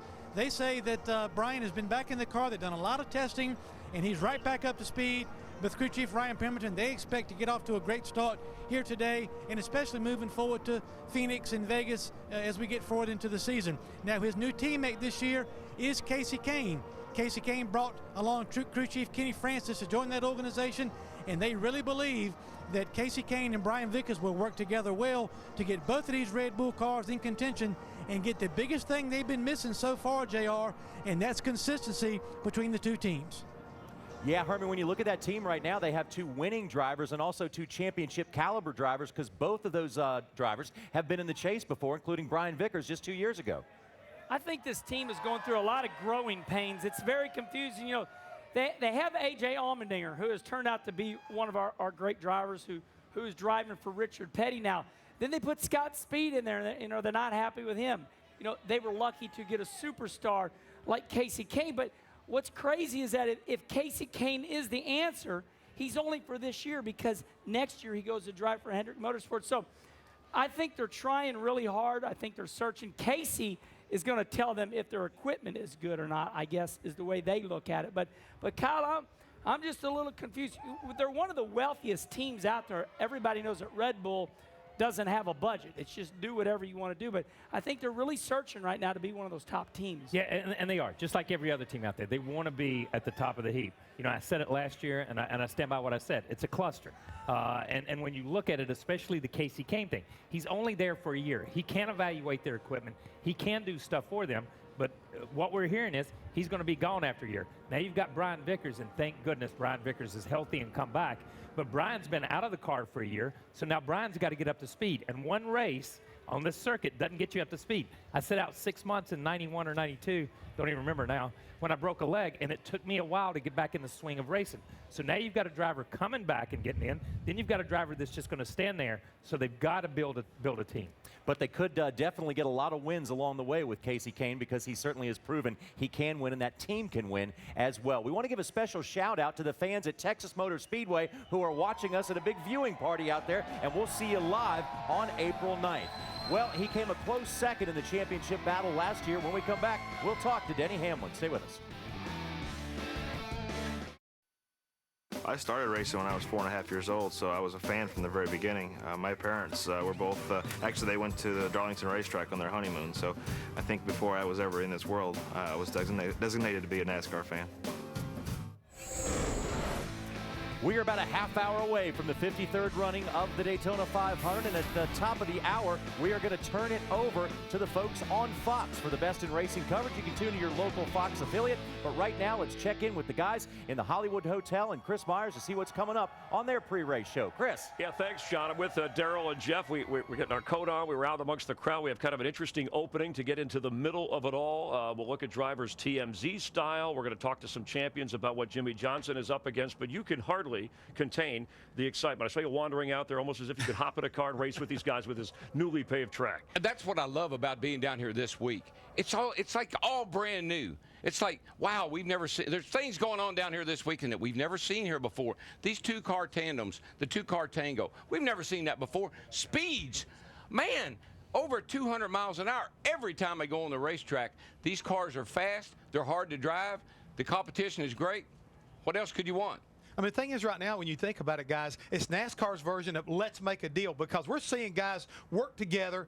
Before, they wanted to fight more than they wanted to work together to drive for a common cause. Today, it'll be interesting whether it's going to be teammates or it'll be the odd couple that winds up coming out on top. Two drivers dancing, and of course, what a front row. Jeff Gordon up front. We know about Dale Earnhardt Jr. getting the pole, but having to go to the back of the pack at Jamie McMurray. Last year's winners in a backup car. But, Daryl, who do you know who you can trust? And at the end, you don't trust anybody, right? You just go for it. Well, I think that they've had so much practice down here. You've had time to really figure out what you want to do. Now, the question is, you can orchestrate all you want, and you can plan all you want. But when they drop that green flag, a lot of times that all goes out the window. So you got to find somebody in the race, just like you said, you trust. You got to have somebody behind you that's smooth, that'll push you. And you also got to have somebody that's in front of you that will not put you in a bad situation, because these guys can't see these cars coming at 200 miles an hour. Chris, what I saw in the 150s on Thursday is the fact that the 22-car Kurt Busch was getting a good push by Regan Smith, but when it came time to make a run for the checkers, he dropped him. He tried to get around him.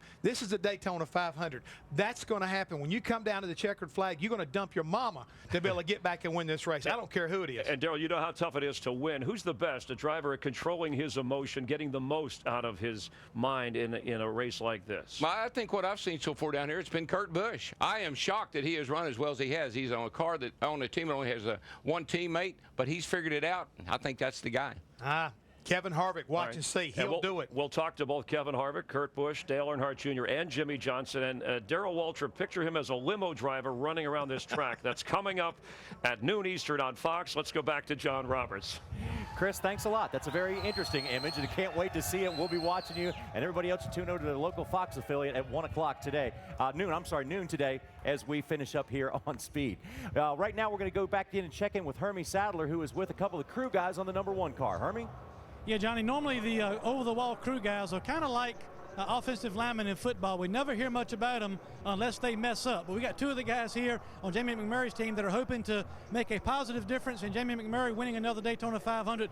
First is Frank Bonsignor. You're the tire specialist for Jamie McMurray, and it's been a different week for you as well. New pavement, new tire, and a new way of approaching things on the racetrack. How has this speed weeks or this week been different for you preparing the tires to go on Jamie's car?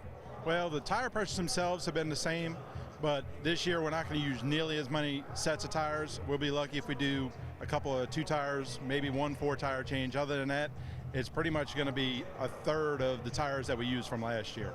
Well, these guys, and so your challenge really is making sure you got your best sets of tires ready to go on at the key times of the race. Yes, sir. It's going to be, your best sets are going to be early in the race as opposed to maybe a little bit later in the race in the older days. Yeah, also we got Adam Mosier. You're a tire carrier for the one car.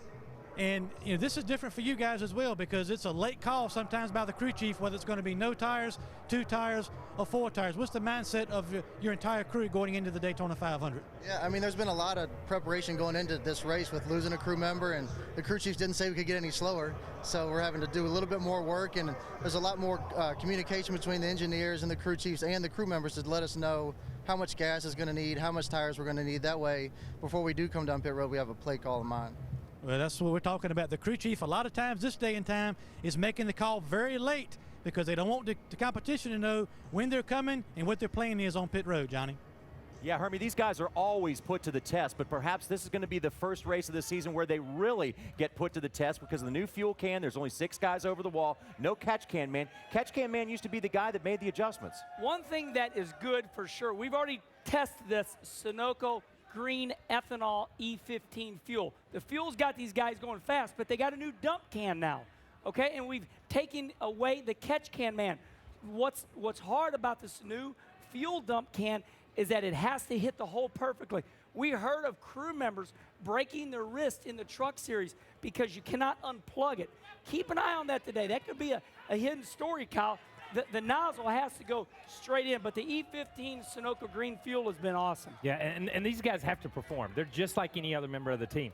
And they're standing on that wall, tire under one arm, gun in one hand. They've triple-checked everything. They've quadruple-checked everything. And they bounce over the wall, and it all comes back to them. Now, the difference this year is just as Kenny said, the fueling system. There's no catch can man, so when they make adjustments, then somebody, the tire carrier or somebody on the right side of the car is going to have to make an adjustment.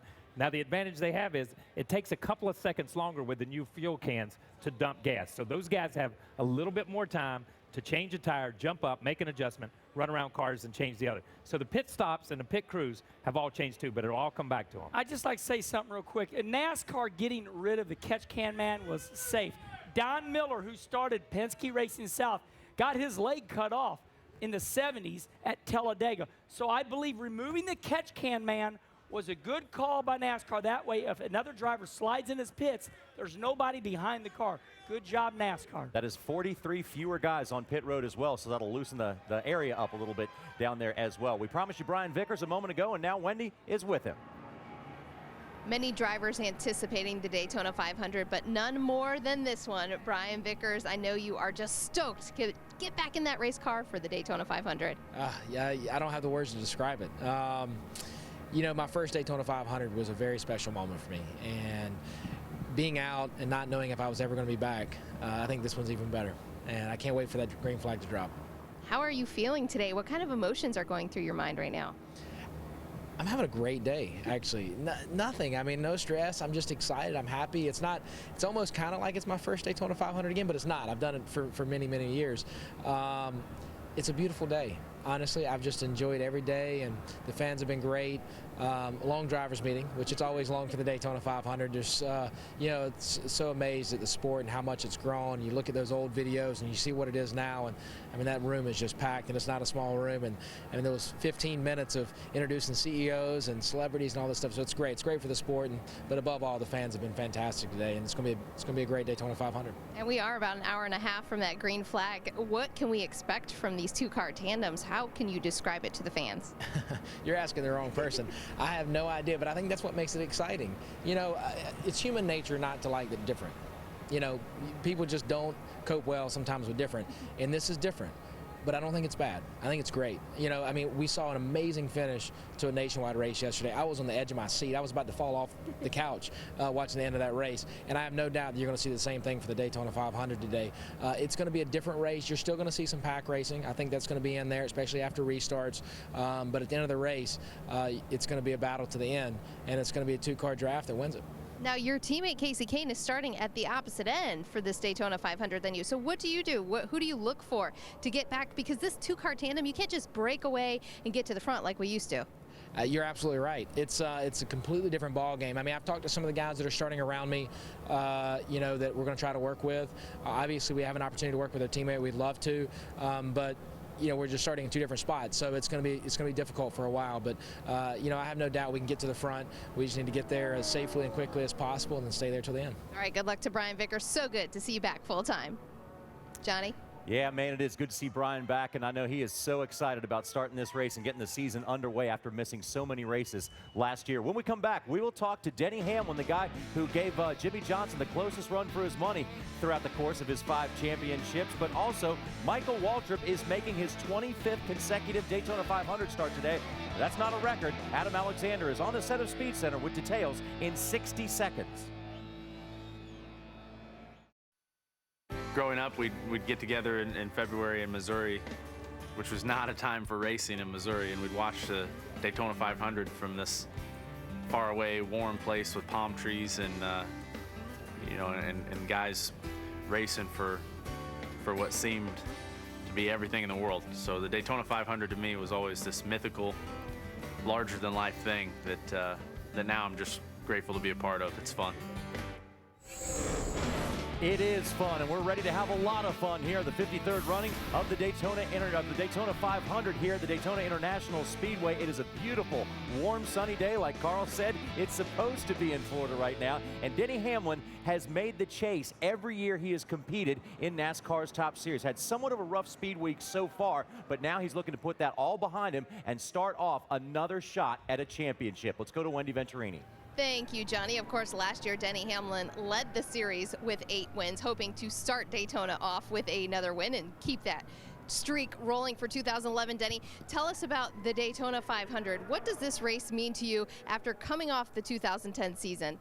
Well, you know, we actually just came from the drivers' meeting, and they had this intro video that really kind of gives you chills about all the history of this race and the winners that have won it and how they've won it. And so it really kind of didn't touch home until you kind of see that and realize, you know, this is the day. We've been down here for 2 weeks now, and this is what it all boils down to. Tell us about that racing, these 2-car tandems, quite different than what we've seen in the past. What is your take on it, and how difficult is it? It's difficult. It's really difficult, really, for the car that's in front. He's the one who has to, you know, really is intense and trying to make sure he holds his line. The guy behind can't see, so that part of it's tough. But really, it's the closing rate. When you come upon 2 other 2-car drafts that are side by side, and you got a big run, you got to do something with it. So you either have to back off or make it 3 wide. So that's where, you know, a lot of the incidents that we've seen has come from. So for me, I like it. I think it's interesting. It's a change of racing, and obviously all the finishes we've seen with this 2-car draft has been right down to the wire. It looks like it would be hard to hook up in that 2-car tandem. How does that feel from your driver's seat? How difficult is it? It's very difficult. I mean, it takes a lot of, you know, chemistry between the 2 drivers that are doing it to get to each other's bumper. One from the guy in front who has to check up to get to the guy behind him. So it's a chemistry thing. Some drivers work better together than others, and I think we found some over these last 2 weeks that are going to work well for us. What have you learned about spotter communication? When you have that 2-car tandem, what's going on in your ears? Yeah, I mean, that's the busy part, is for these spotters. You know, we have so many different cars on our radios today. It's like, you know, I've got this big switchboard on my dash of different cars that I can tune to and that can tune to me. So it's interesting. You really have one spotter that operates a 2-car tandem. So usually you have the front car kind of operating everything that goes on. So for me, the spotters are going to stay busy. They're going to be just as anxious as we are to see what happens. All right, Denny Hamlin starts 12th, looking for his first Daytona 500 win. Johnny? Yeah, Wendy, and also the start to another championship caliber season like he's had for the past couple of years. And Kyle Petty, Does a team need a leader? And if a team does need a leader, is Denny Hamlin the leader at Joe Gibbs Racing right now? Joe Gibbs is the leader at Joe Gibbs Racing. And that's how simple it is. You know what I mean? They are a different type of team sometimes when you look at it. I look at it. Denny's the oldest driver they have, and you want to say that Joey's the future of Gibbs Racing. But then you look at Kyle, and he's only 2 or 3 years older than Joey is. So it's not an age thing, but I think Denny's been there. He knows the system. He's the guy that's has challenged for the championship. So he has asserted himself as the leader. But the way that team operates and the way they appear to operate from the outside, I'll say that is Joe Gibbs and that group and the Gibbs family, that's the leader over there. And Kenny, not that the observers are always correct, but a lot of observers and people who've been around this sport a long time say that they think Joey Logano is going to break into the chase this year and really have a breakout season. Well, I guess it's Joey's, 3rd year now? We're looking for him to win and become competitive for the championship. But when I look at Joe Gibbs Racing, I know that Kyle Busch is a great race car driver, but what you got to do is you got to go, okay, who won the most races last year? Well, we know it was Denny Hamlin. What driver at Joe Gibbs Racing had a chance to win the championship, leading it with 1 to go, lost it at Phoenix? It was Denny Hamlin. So I think it's Denny Hamlin as a franchise there because he wins a lot of races. He challenges for the championship. It's always an interesting drivers meeting down here at Daytona because it's the first big one of the year. Let's go to Hermie Sadler with more details. Hermie? Yeah, Johnny, and I was honored enough to be in that drivers meeting, and what a drivers meeting it was. Packed in there. I mean, couldn't get another person inside. I want to go back and touch on the video that Denny Hamlin referenced in the drivers meeting. Lots of great moments in Daytona, from Dale Earnhardt to Davey and Bobby Allison to Yarborough and Allison, Michael Waltrip, Dale Jarrett winning, right on down the line. A great piece. And when the picture was over, it came across the screen. Is it your turn to be great? And that really challenges all the drivers. And as Denny said, really puts it in perspective what we're racing for here today. Now, all the forms of military were represented, all the manufacturers were represented and introduced in the drivers meeting, and a lot of celebrity power here today. We talked about Brad Paisley here today. Martina McBride, she'll do the national anthem. Dierks Bentley, Fergie, a lot of celebrities here today to take in the Daytona 500. But I agree with Denny. It really set in with a bunch of drivers exactly what was going on when they played that video and put that thing across the screen at the end. Is it your chance to be great? And every driver perked up and said, wow, it's time for the Daytona 500, Johnny. Yeah, and Hermie, no question about it. Whoever wins this race today with all the unknowns will truly be one of the greatest and also have his position firmly set in NASCAR. Well, it's all about horsepower here at Daytona, and that's some serious horsepower in the Clydesdales there. We're not supposed to call them horses. They're Clydesdales. That's a different thing. And there's the puppy dog, too. We'll be back with more Race Day in a moment. NASCAR Race Day is built by the Home Depot. More saving, more doing. That's the power of the Home Depot. Brought to you in part by DirecTV. Don't just watch TV, DirecTV. Call 1-800-DirecTV. And by Gillette Fusion Pro Glide. Turns shaving into gliding and skeptics into believers.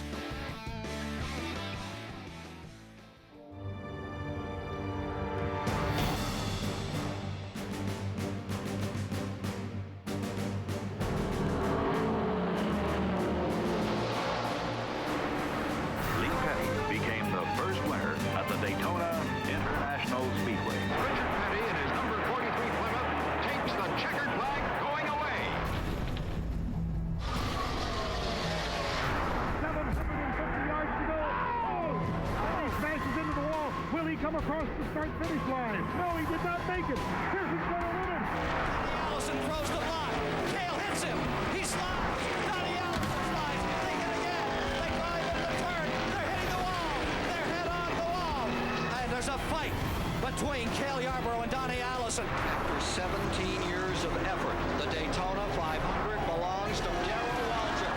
This is the Daytona 500, isn't it? 20 years of trying, 20 years of frustration.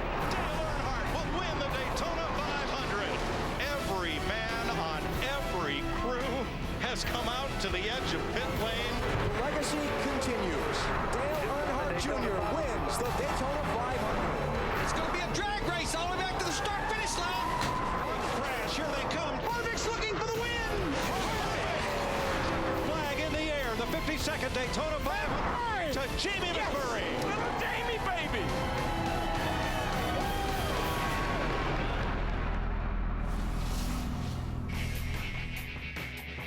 All right, race fans, if that doesn't get your blood pumping, I don't know what will. Well, maybe it'll be your Sunoco performance picks. Now, they decided, based on number of Twitter followers, that's how we're going to start out this season and picking. So, Twitterland, you got to help me out there, man. I'm way behind. That's painful, Johnny Roberts. I'm way behind. That's man. I didn't painful. realize I was that far back. Well, I get to go last then. But Painful. Kenny Wallace gets to go first.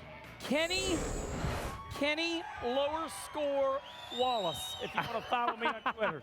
Race fans, the winner of the 53rd annual Daytona 500. He hails from Las Vegas, Nevada. He has won every race down here this year. Kurt Busch, number 22. He will win it. All right. Can lightning strike twice? Twice. Okay. Spencer.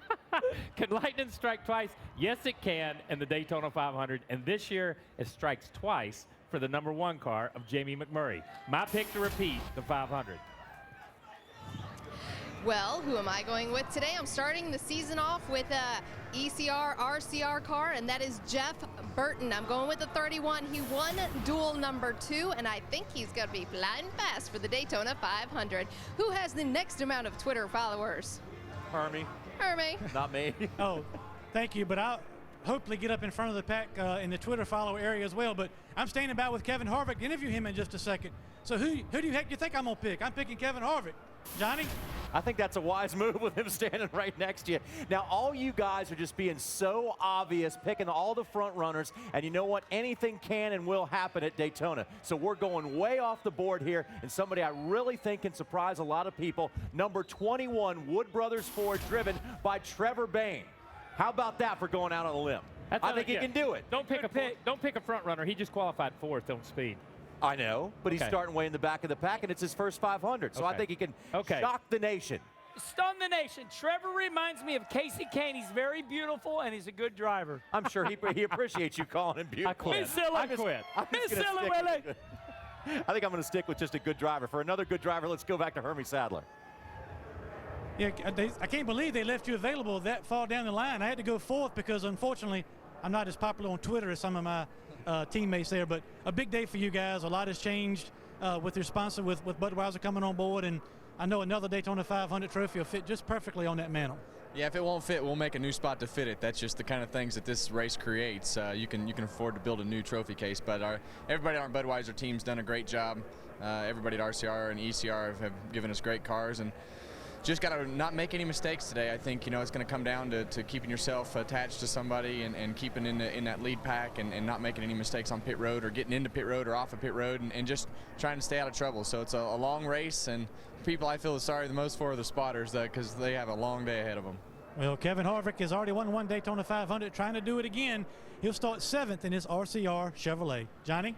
Hermie, thanks a lot. And guys, this day is so fun. This race is so much fun because of the unknowns. And this year, Kyle Petty, there are more unknowns than knowns. I truly believe there are more unknowns this year than there were in '59 when they came down here for that very first race. So this is going to be, I'm looking forward to it.